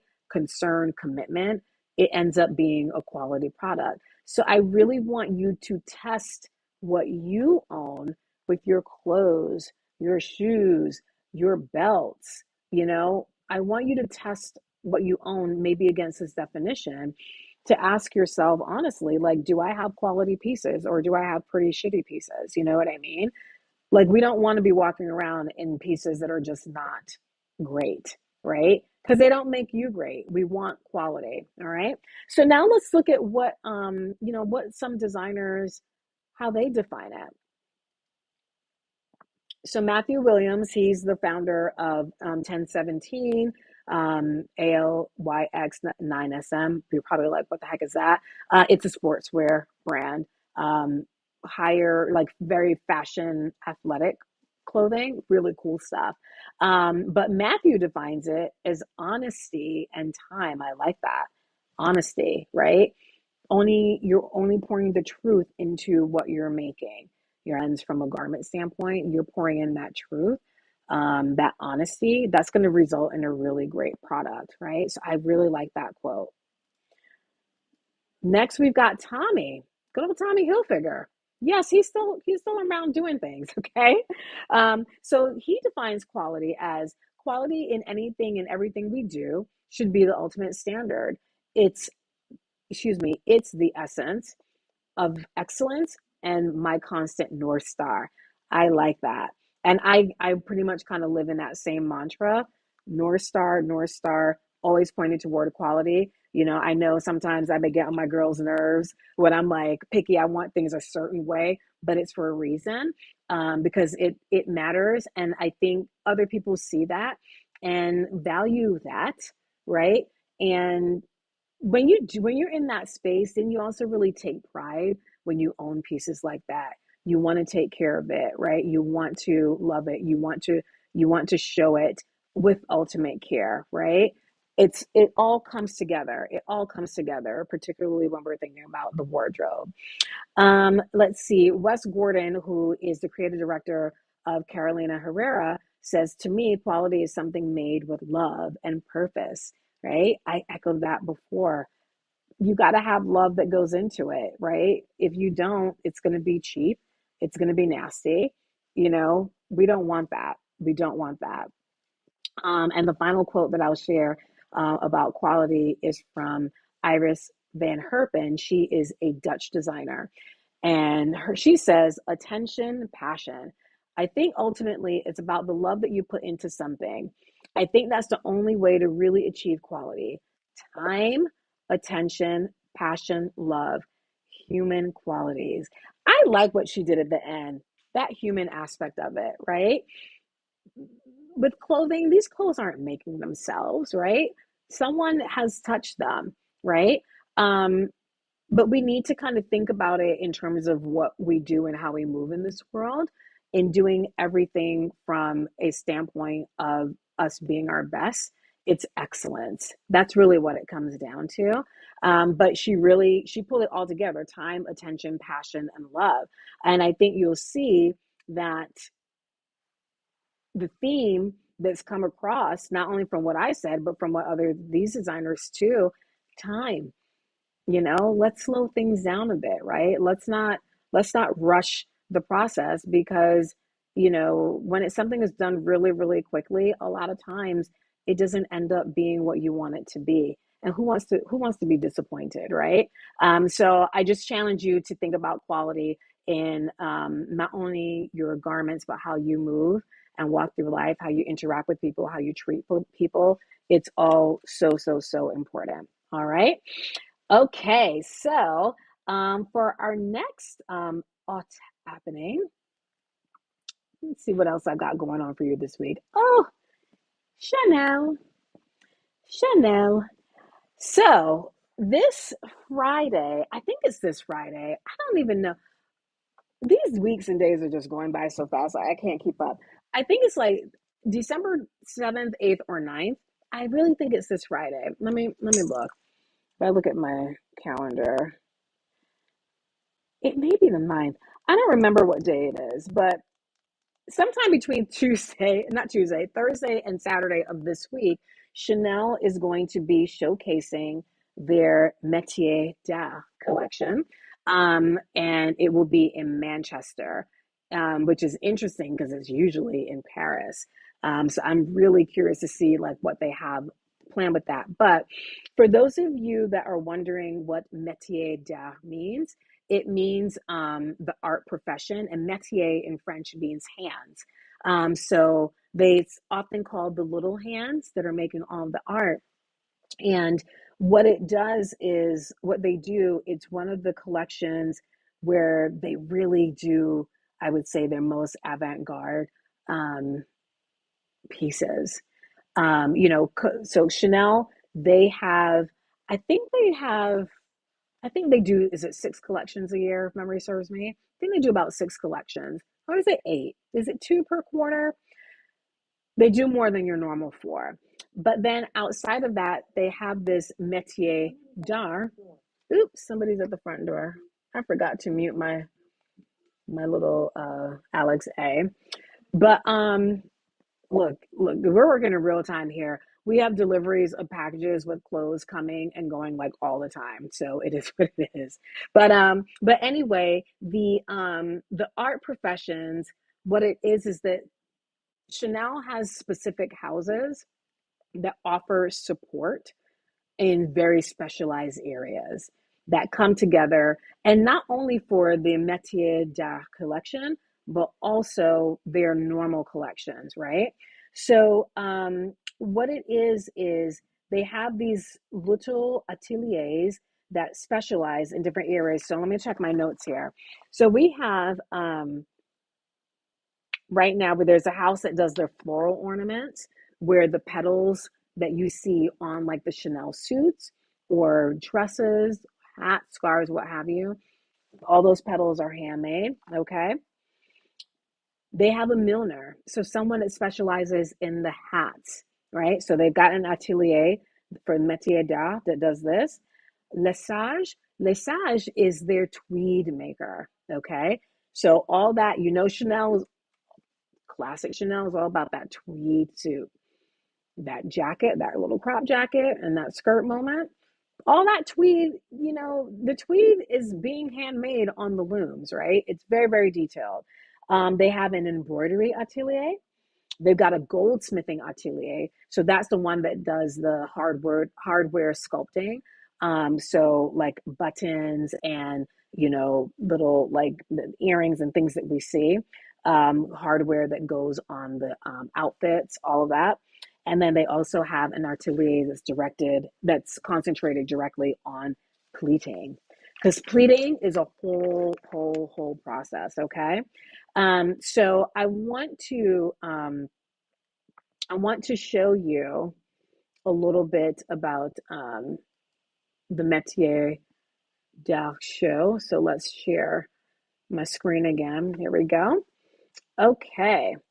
And let me see if I can move myself a little bit further over to not block the article. Um, but just showing you about just the amount of work that goes in. Oh, okay, look, it says December 7th.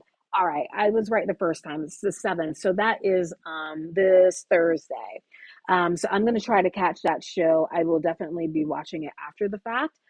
So tune in for next week, because if I do have access to the video, I will likely show some screenshots of it with you. But like, just look at the detail work that goes into creating all these pieces. I mean, this is some hardware going onto the lace, right? Let me show you some other pictures here. This is the showroom. This is their Atelier Montex. So this is actually looking at archives from years past for Chanel designs. And then the creative director, her name is Virginie Viard. She goes around to, of course, I mean, she's a creative director, so she has a hand and provides direction for all of these ateliers on, what they should be doing, right, to really bring these looks together. But look at this beautiful piece right here. That looks like it's something that will be put onto a dress or stitched into a suit. This kind of, it's almost like a brooch, but not really, But look at the beading, like all of that is just it's so intricate. Absolutely love it. And then there's a shot down here. Again, this is all done by hand. So this is Lesage. This is the tweed maker. So look, we're we're seeing the classic Chanel tweed here, right? This is the design. So, they're taking, I mean, all of these are separate pieces. Like if you look, so right here is where you see it's woven. Hopefully you can see my mouse. Um, Up here at the top half of the picture is there where you see it's all separated. So all of this is woven together by hand. Look, it says here, her hands flitter across the loom, flipping levers as she shuttles threads back and forth, right? This is like painstaking work right here. And here's another shot of tweed here, kind of on the loom being constructed.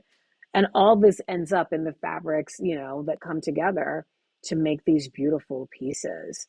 So I just wanted to show you a little highlight about what really truly goes on in, the making of these beautiful pieces. And sometimes people kind of wonder, well, gosh, these pieces are, a couple few $1,000s a piece, but hopefully you getting that glimpse of what I showed you from the atelier standpoint, there's a reason for it. These are artists working in their best form, and they're creating beautiful pieces again and again and again and again. But they're taking their time, they're using the best quality, they're getting the best materials from the best mills, and all of it is pulled together. And one aspect that was really cool in that article was that the different houses for Chanel, for the Métier d'Art, they were saying that they all kind of contribute their piece, but it's not until the actual runway show that they actually see where it all comes together. So they don't even know what the final look is until they see the final look as it's walking, as it's coming down the runway. So I'm really excited for the upcoming show that's going to be happening later this week. And again, if I'm able to get my hands on some stills, I will be showing it in next week's happening show here live on YouTube. All right, so we got our Chanel, and I want to come back to um, Iris Van Herpen. So she's the one that had the quote. Um, Wait a minute, where did my little hot happening go? Because I'm still talking about hot happening. Here we go, Iris. She was the one that had the quote that brought together quality, meaning, passion, love, time, commitment, all that good stuff. She's a new designer to me. I've heard of her before, but I hadn't really taken the time to get to know her. But I did a little bit of research because when she said that quote, I was like, she really captured it. I was like, I need to do a little bit of research to find out a little bit more about her. And I just wanted to introduce and share her with you.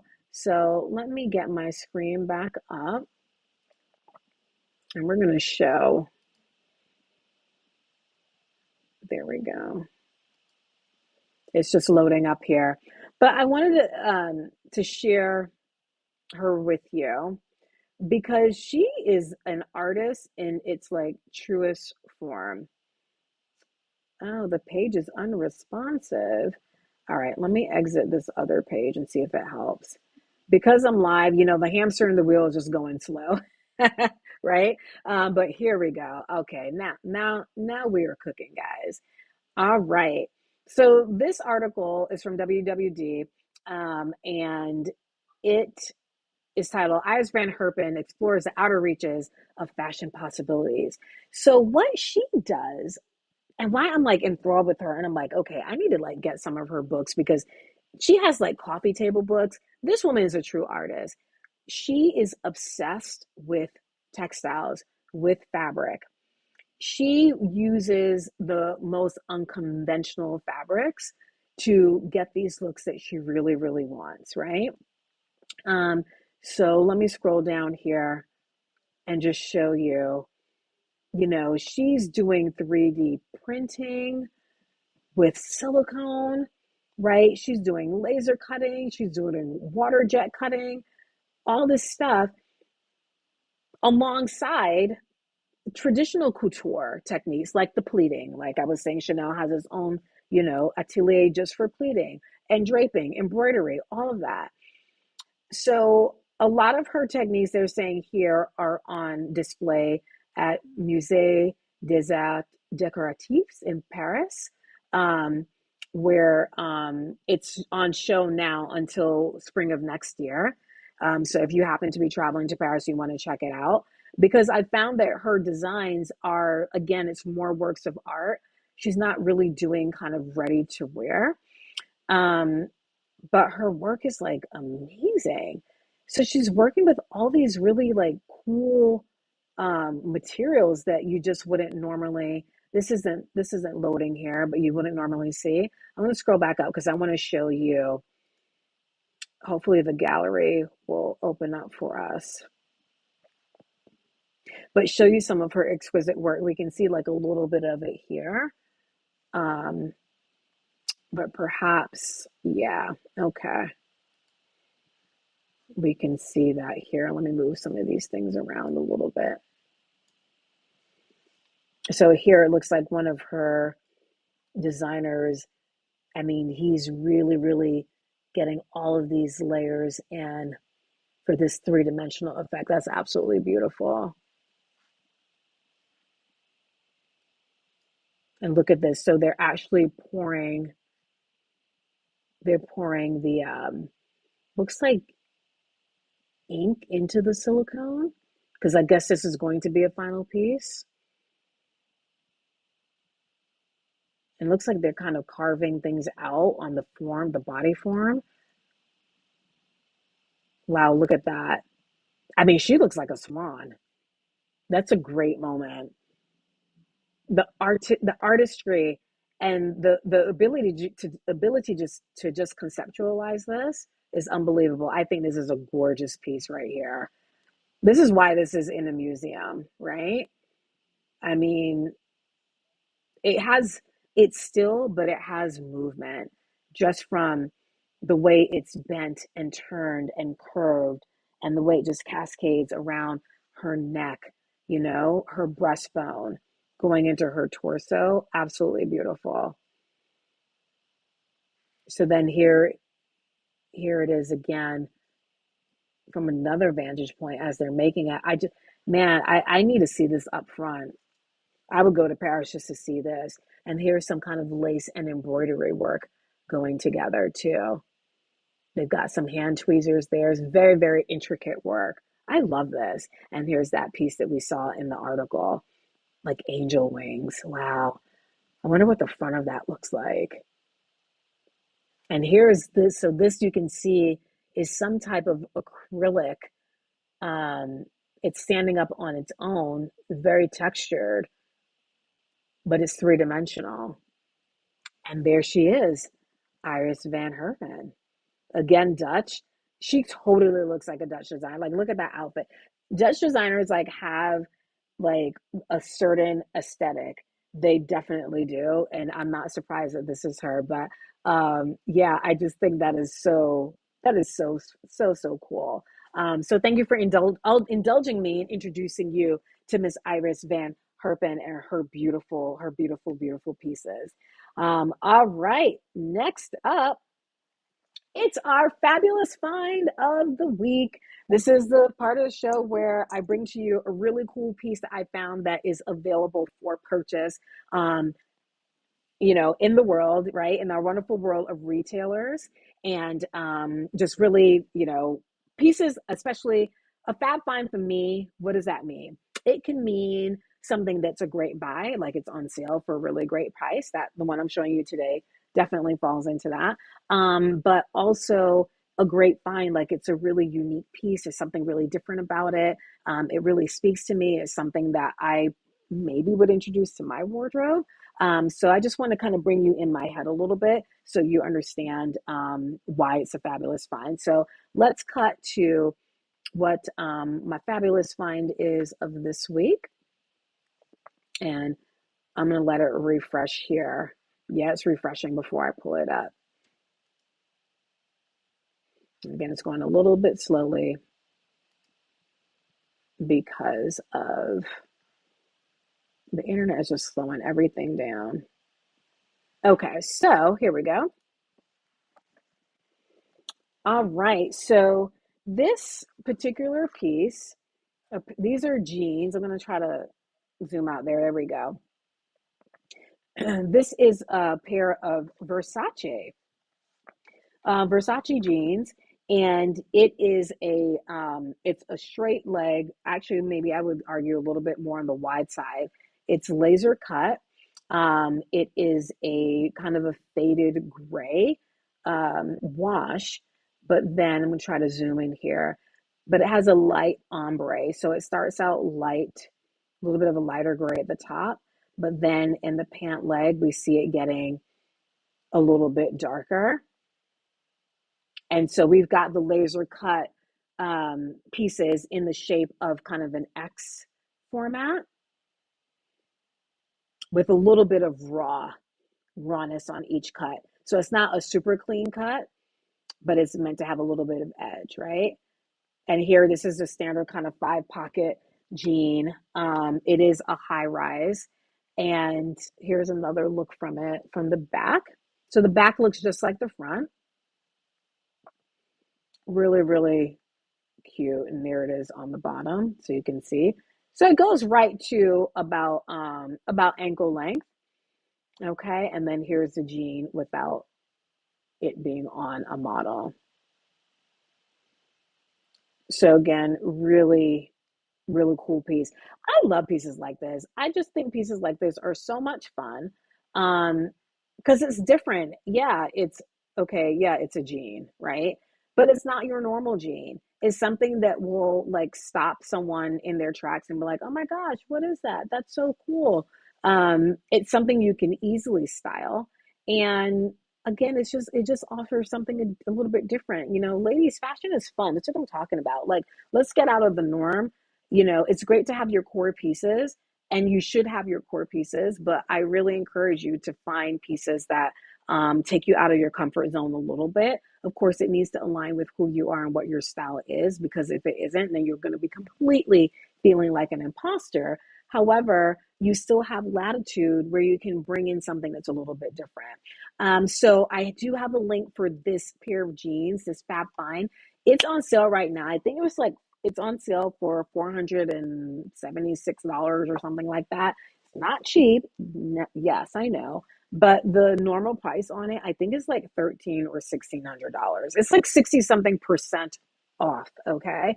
And they do have various sizes still available. So visit my the show notes. The show notes will have the link to this piece that maybe hopefully they have it in your size. It'll take you straight to the retailer and you can order it, try it out. I think it is a hot number. It is something I would definitely incorporate into my wardrobe. So that is my fabulous find for the week. Drop a comment in the comment section and let me know, what do you think about this piece? You know, is this something that you would incorporate? You know, how would you style it? You know, I'd love to know how, yeah, how would you style it? What tops would you wear with it? What shoes would you wear with it? Is it your style? Or do you have something like that already? But let me know what your thoughts are on this week's Fab Find. Okay. So next, I wanted to talk to you a little bit about just kind of some reasons um, why women would need a stylist, you know? First, and look, working with a stylist is not for everybody. And it might be there's no need, there's no interest, that's totally fine. But there are a lot of ways in which working with a stylist kind of intrinsically can be so beneficial to you in like so many different ways. So I just want to kind of highlight five reasons why you need to work with a stylist. And let's go down my little list that I've got noted. So I want to start off with talking about a tailored wardrobe. So having a wardrobe that aligns perfectly with who you are today and where you want to be. I always talk about that, right? In terms of that lifestyle, your body shape, your preferences. When you have someone that knows what works for you day in and day out, you know, my clients have me on speed dial. They will send me things and be like, Roxanne, what do you think about this? They will not make a move without letting me green light it or thumbs down it. Okay. But it's nice to have that person in your corner. And then, especially when I'm in curation mode and I am shopping for my clients and styling looks, I'm getting these unique pieces that I know are going to be a nail, you know, just going to be nailing it for them. Right. So that's a peace of mind in knowing that you are truly over time building a tailored wardrobe that actually serves you, where every piece makes sense, every piece is fantastic. You've got different ways to wear it. That is a that's a huge boom. So I think that's really, really important. The other part of it is time efficiency. You know, a lot of you ladies are hustlers, okay? You are moms, you're wives, you're also working. Um, that's a lot. And as women, we tend to pile it on. We tend to put so much on our own shoulders. And it just gets to a point where it's too much. We all have fast paced lives. The last thing that we need to do is, or have time to do really, is to, go traipsing around town from boutique to boutique, go into the mall, hoping that you'll find something, right?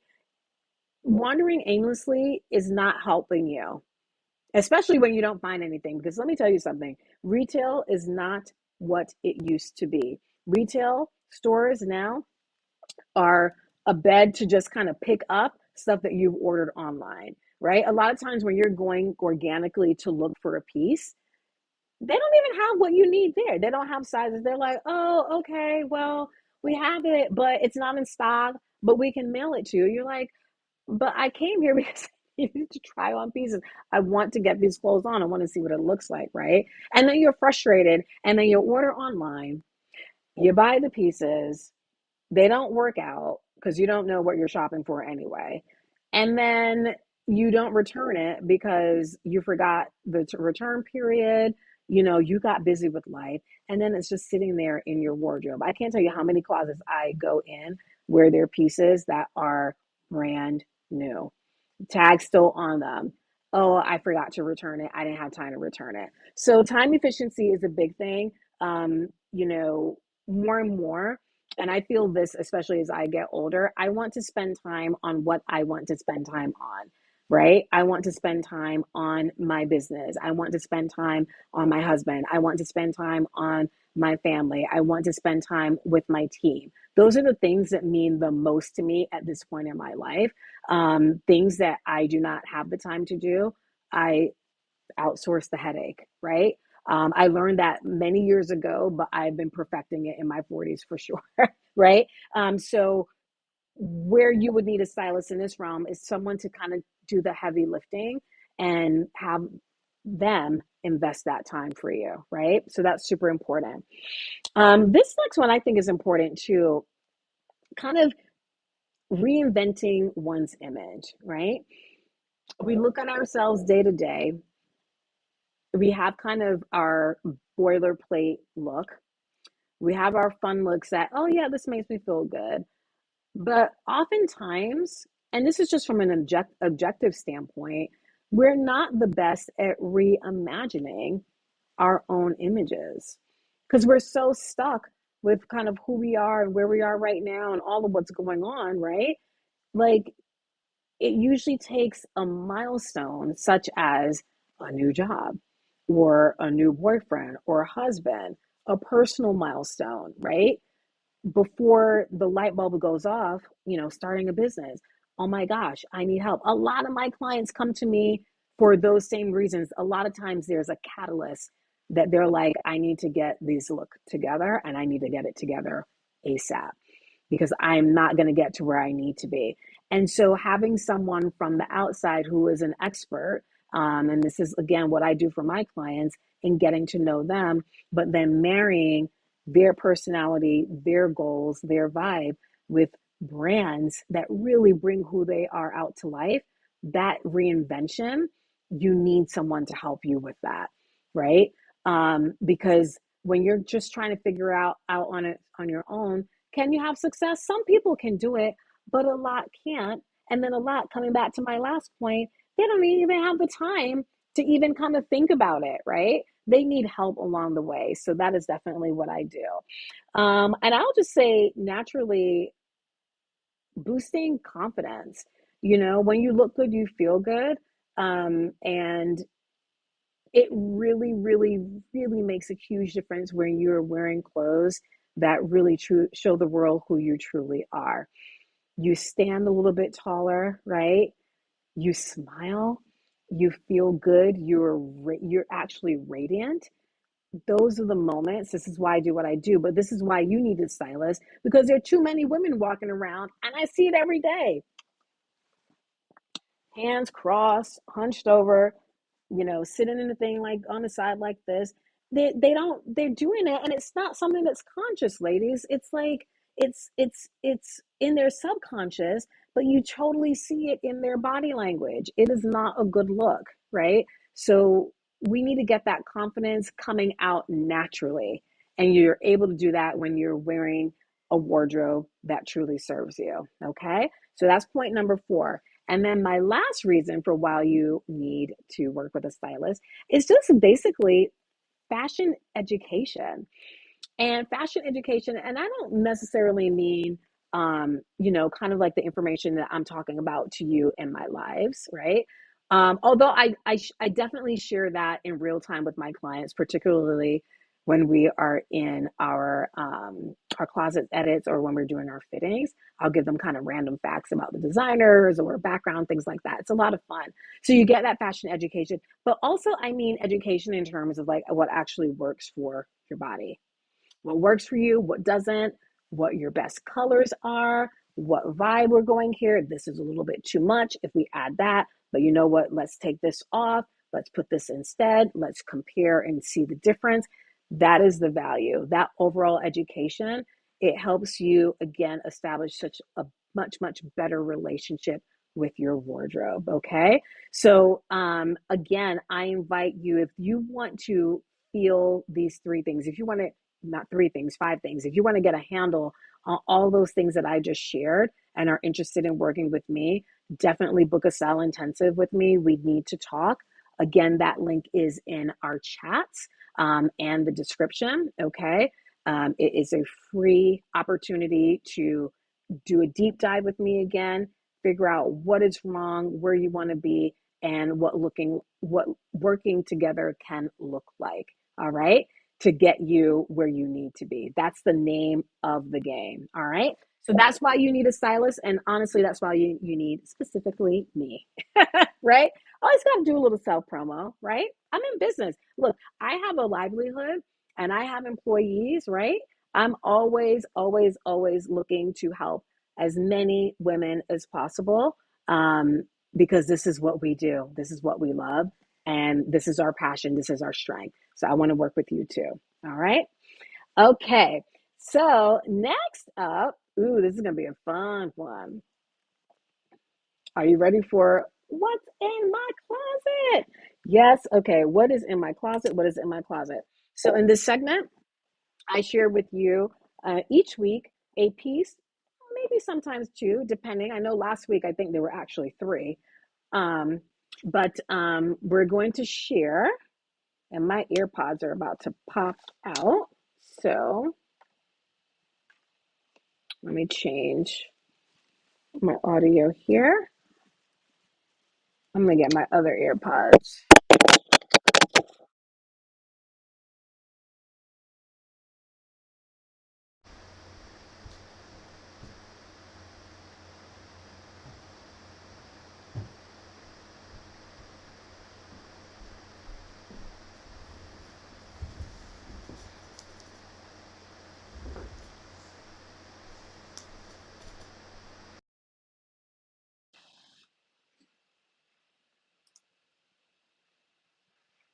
Okay, I think we are back on.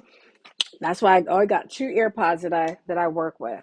All right, so I was saying that in this segment, I share my little treats for my wardrobe so that you can get a feel of what my style is, what I find attractive for me, what I'm drawn to. All right. So this is a special one.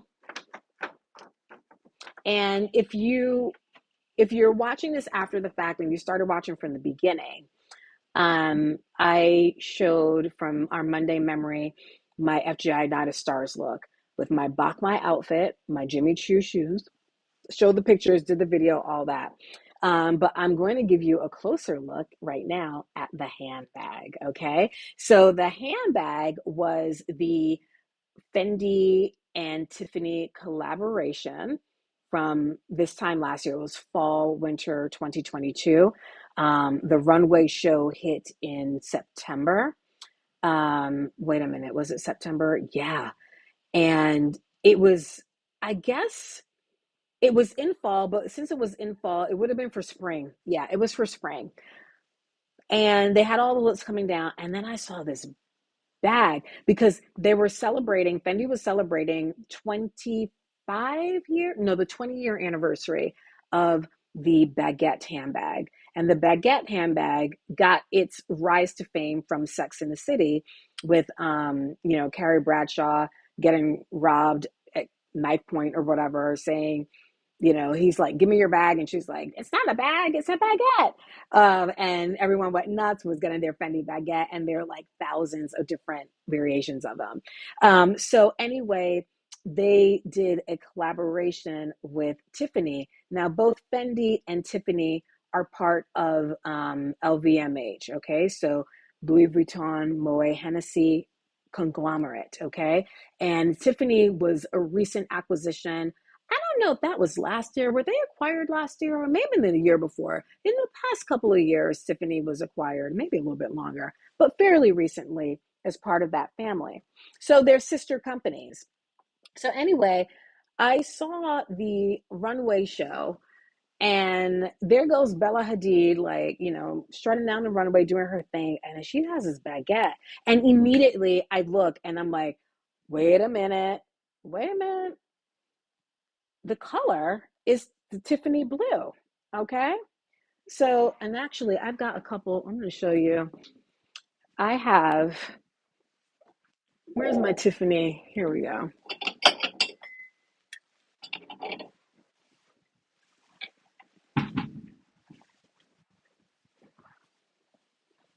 So, I got my Tiffany cups here. I'll show you. Tiffany blue. The sun is moving over here a little bit now. So, let me try to, that's better. There we go. So, Tiffany blue, right? Absolutely gorgeous. So anyway, I'm like, oh my gosh, what is this blue? This is a Tiffany blue. And so my head starts spinning. I'm like, wait a minute. Tiffany, Louis Vuitton, LVMH. I was like, oh my God, is that like a Tiffany bag? And so after the show, I had gone to, it was like the next day, we were invited to a Dolce and Gabbana fashion show that was here in Dallas, a very intimate show. And again, if you follow me on Instagram, follow, you would see that there was some footage from like last year, this time of the show. But anyway, my sales associate was there, and I was like, "You have to tell me about that bag." And he was like, "It's a very limited collection, limited edition. We're taking pre-orders. Only so many are being made, and it's not anything that it's going to be available on the regular. It's just a one-time thing that's happening." And I'm like, oh my gosh. So the one that Bella Hadid walked down the runway with was the silk satin bag, and it had diamonds in the logo, the baguette, the hardware. And I was like, okay, so I knew that I could not get that one. Because, but anything with diamonds like that, I know is going to be kind of crazy. So I was like, how much is that one? Because I just wanted to know. I was being nosy. How much is that one? That one was like, I think it was like $160,000, no lie. So clearly I wasn't going to be getting that one. But they had different variations. So they had that one with the diamonds, they had the silk satin one, and then they had the leather one, and all of the very, very pretty blue, Tiffany. There we go, Tiffany blue. Um, so I was just like, and then they had the normal baguette size, and then they had the mini baguette as well. And for the price point, the mini baguette, I was like, yeah, I'm not getting that. I think the mini one was like 2,800, I want to say. And then the normal one, the normal size one was like 58 or 6,000, something like that. It was pricey. It was pricey. But this was like a collector's item. So anyway, I was like, oh my gosh, I have to get it because the year before, the fall before, they reissued the baguette, the one that Carrie Bradshaw had, the purple one with the sequins, and I didn't jump on it fast enough, and I did not get it. They did a reissue because they were coming into celebrating the 20 years, right? And I snoozed on it because we were slammed. We were so busy with clients. We were flying all over the place. It was nuts here. and I missed the window and I didn't get it. And I was so pissed with myself. And I was like, all right, this one, I'm on it. I'm on it like white on rice. We were getting this handbag. So I placed my pre-order and it got delivered in December of last year, but I was not we whoever pre-ordered it around the country, and there were only so many, we were not allowed to get it until like January something, early January. So I had to wait. I knew it was here in Dallas, but I had to wait a couple of weeks to get it. But let me show it to you. And the funny thing is, I could have sworn that I did an unboxing on this. So we'll make this the unboxing video. I could have sworn I did a detailed unboxing for this handbag, but here it is. All right, I'm gonna have to stand up here and show you the bag. Okay, so first of all, the bag is everything, right? It is in Tiffany blue, okay? And then the other side has got Tiffany and Company. So everything in here, like, is a keepsake. Let me see if I can get a little bit more light there. Yeah, that's better. So a quintessential Tiffany blue, but then we've got the Fendi. So love that. And then inside of the bag, we've got the direct packaging here. So that's the back. So here's the box for the bag. All right, so Fendi, got our Tiffany blue. So we're gonna open it here. And then when you open it, let me just show you here. When you open it from the handle, you open it, then when you open it on the inside, you have Tiffany and Company. So I just love all these touches. Ladies, like, I think this is just, I mean, it just makes it worth it. It's very, it almost feels custom. All right, so now we get into the bag. So the dust bag says Fendi on one side and Tiffany and Company on the other. So I love that because they had dedicated dust bags just for this collab, which is awesome. All right. So you saw a picture of this bag when I was at Night of Stars, but here it is kind of up close and personal. So let me change this again. In the afternoon, the light like completely gets here. So here we go. There we go. So isn't this absolutely beautiful? I love this. I've got to clean that off. I noticed a tiny little smudge on it that came from that night. So that's got to get cleaned off. But it's silk satin. Look at that. Minus that smudge. I'm so annoyed that actually happened because I was so careful with it that night. That was the first time that I had actually worn it. But if you look at the hardware close up, right? So you have the Tiffany, it's hard to see, you have the Tiffany T right here. Do you see that? So you've got the metal and then you've got the T. So for you all that are fans of Tiffany, the Tiffany T, you see that a lot in their more modern jewelry. That was a line that they started, ooh, close to 10 years ago.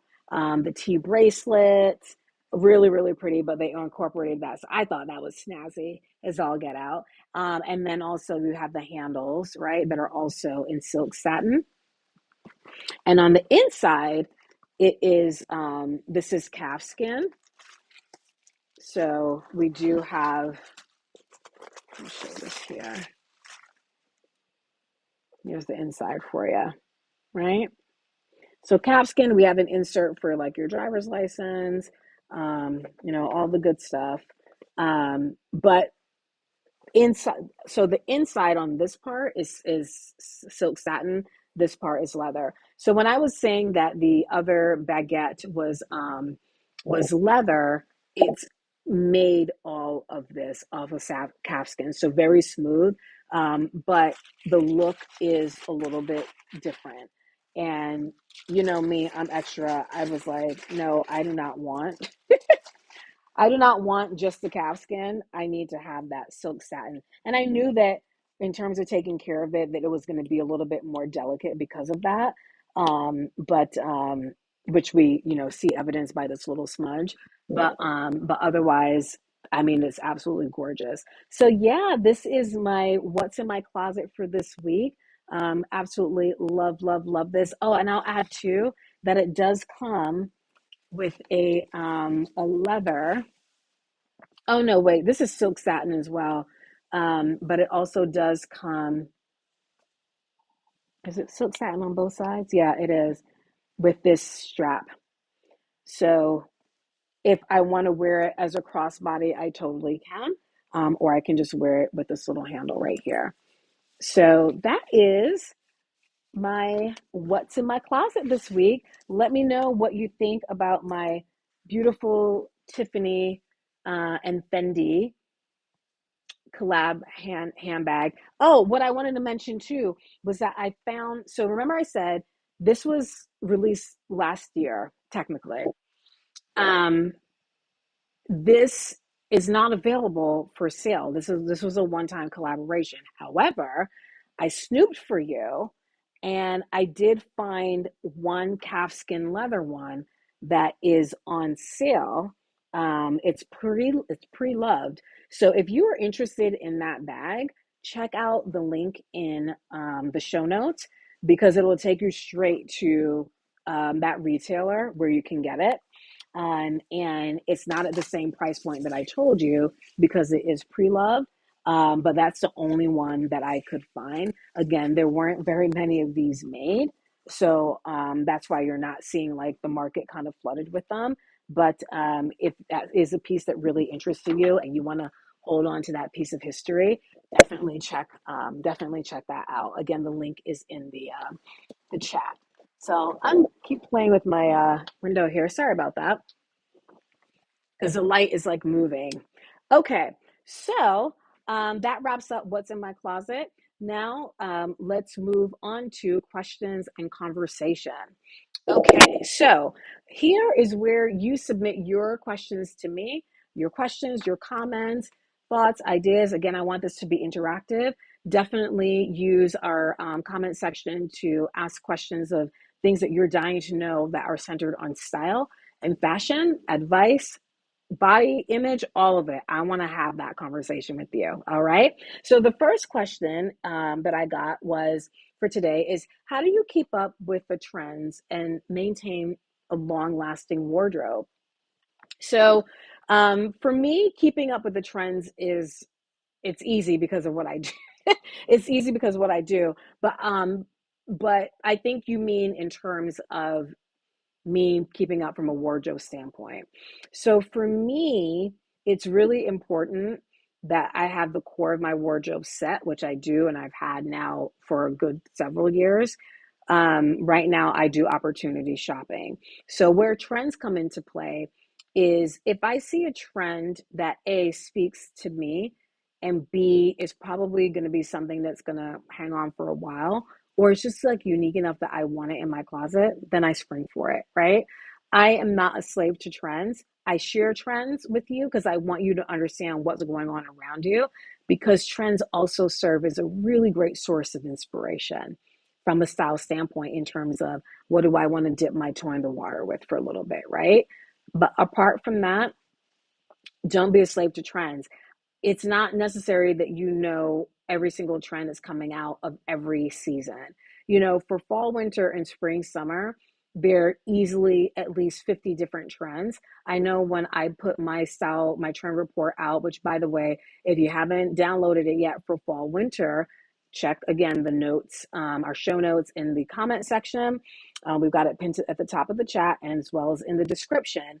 That trend report has my highlights of anywhere between like top 10 to 15. I try not to go over 15, but trends that I see that are actually viable that we're actually seeing in stores. Okay.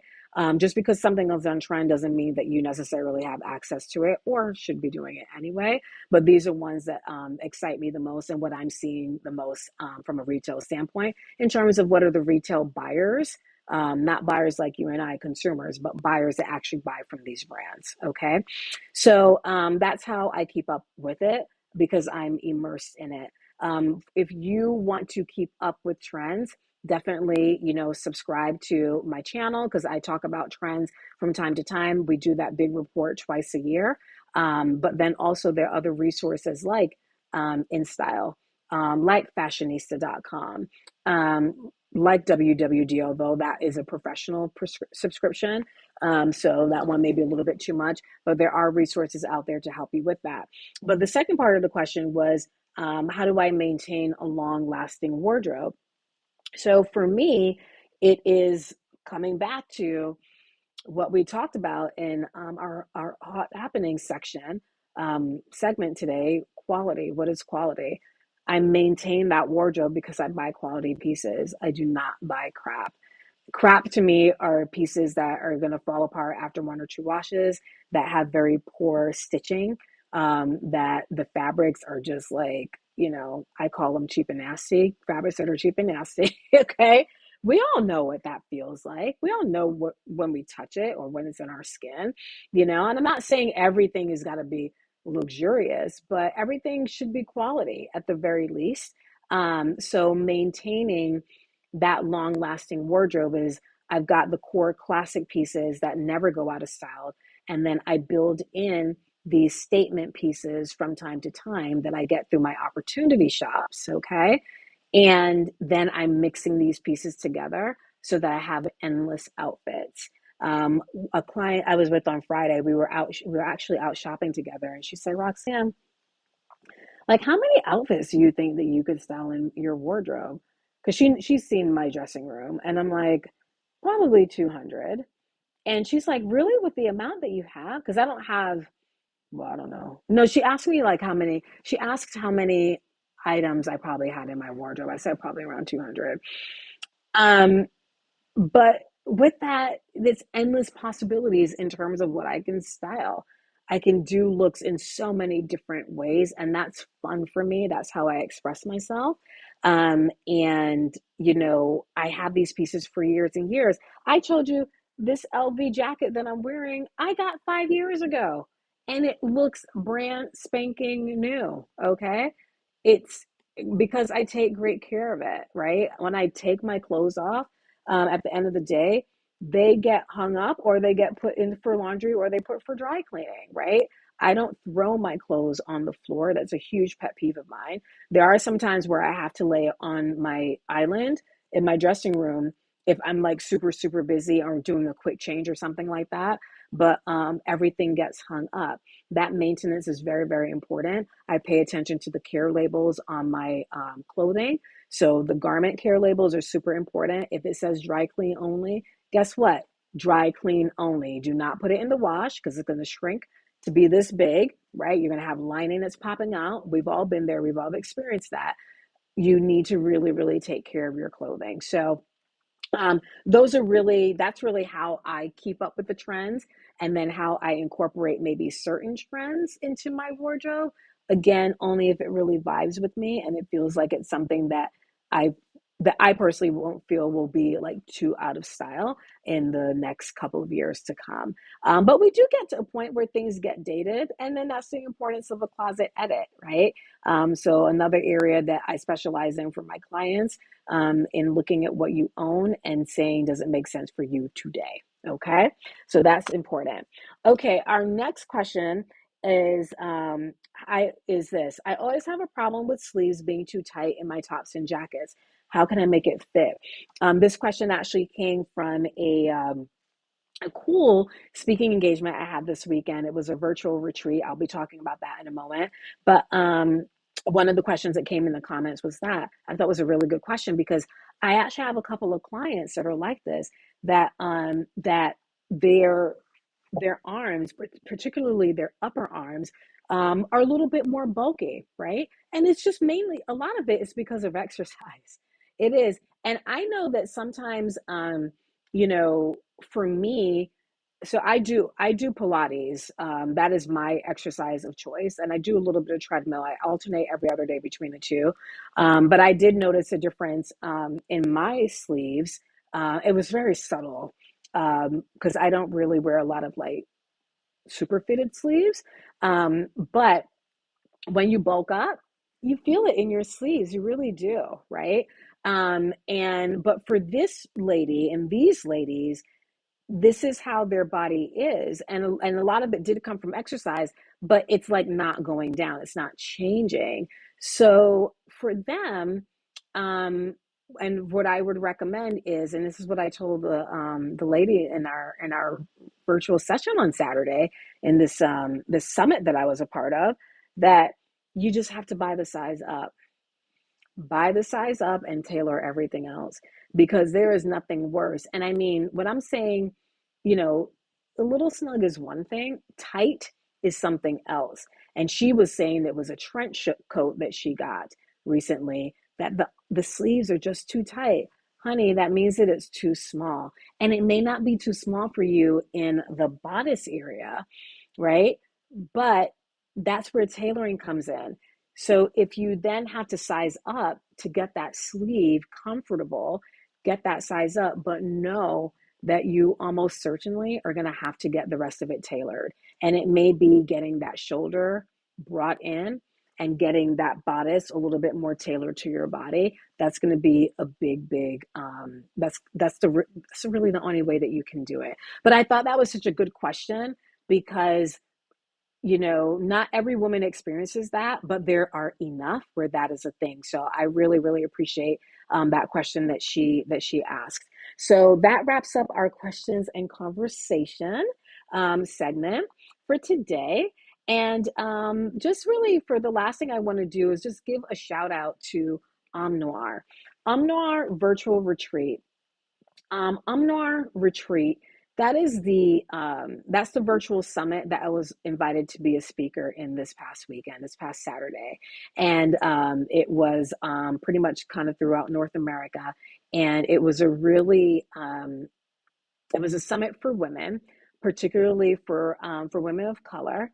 And it was just all about kind of like being in tune with your lifestyle, kind of shedding the stress and all that. So they had speakers that came in that talked about feng shui, that talked about life design. There was a plant expert that came in, because plants in our home are very helpful. You can't see the two that I have over here, but plants are helpful to our everyday. And I, of course, talked about wardrobe styling, specifically closet editing. And there was a lingerie stylist as well. So we all came in with these different pockets.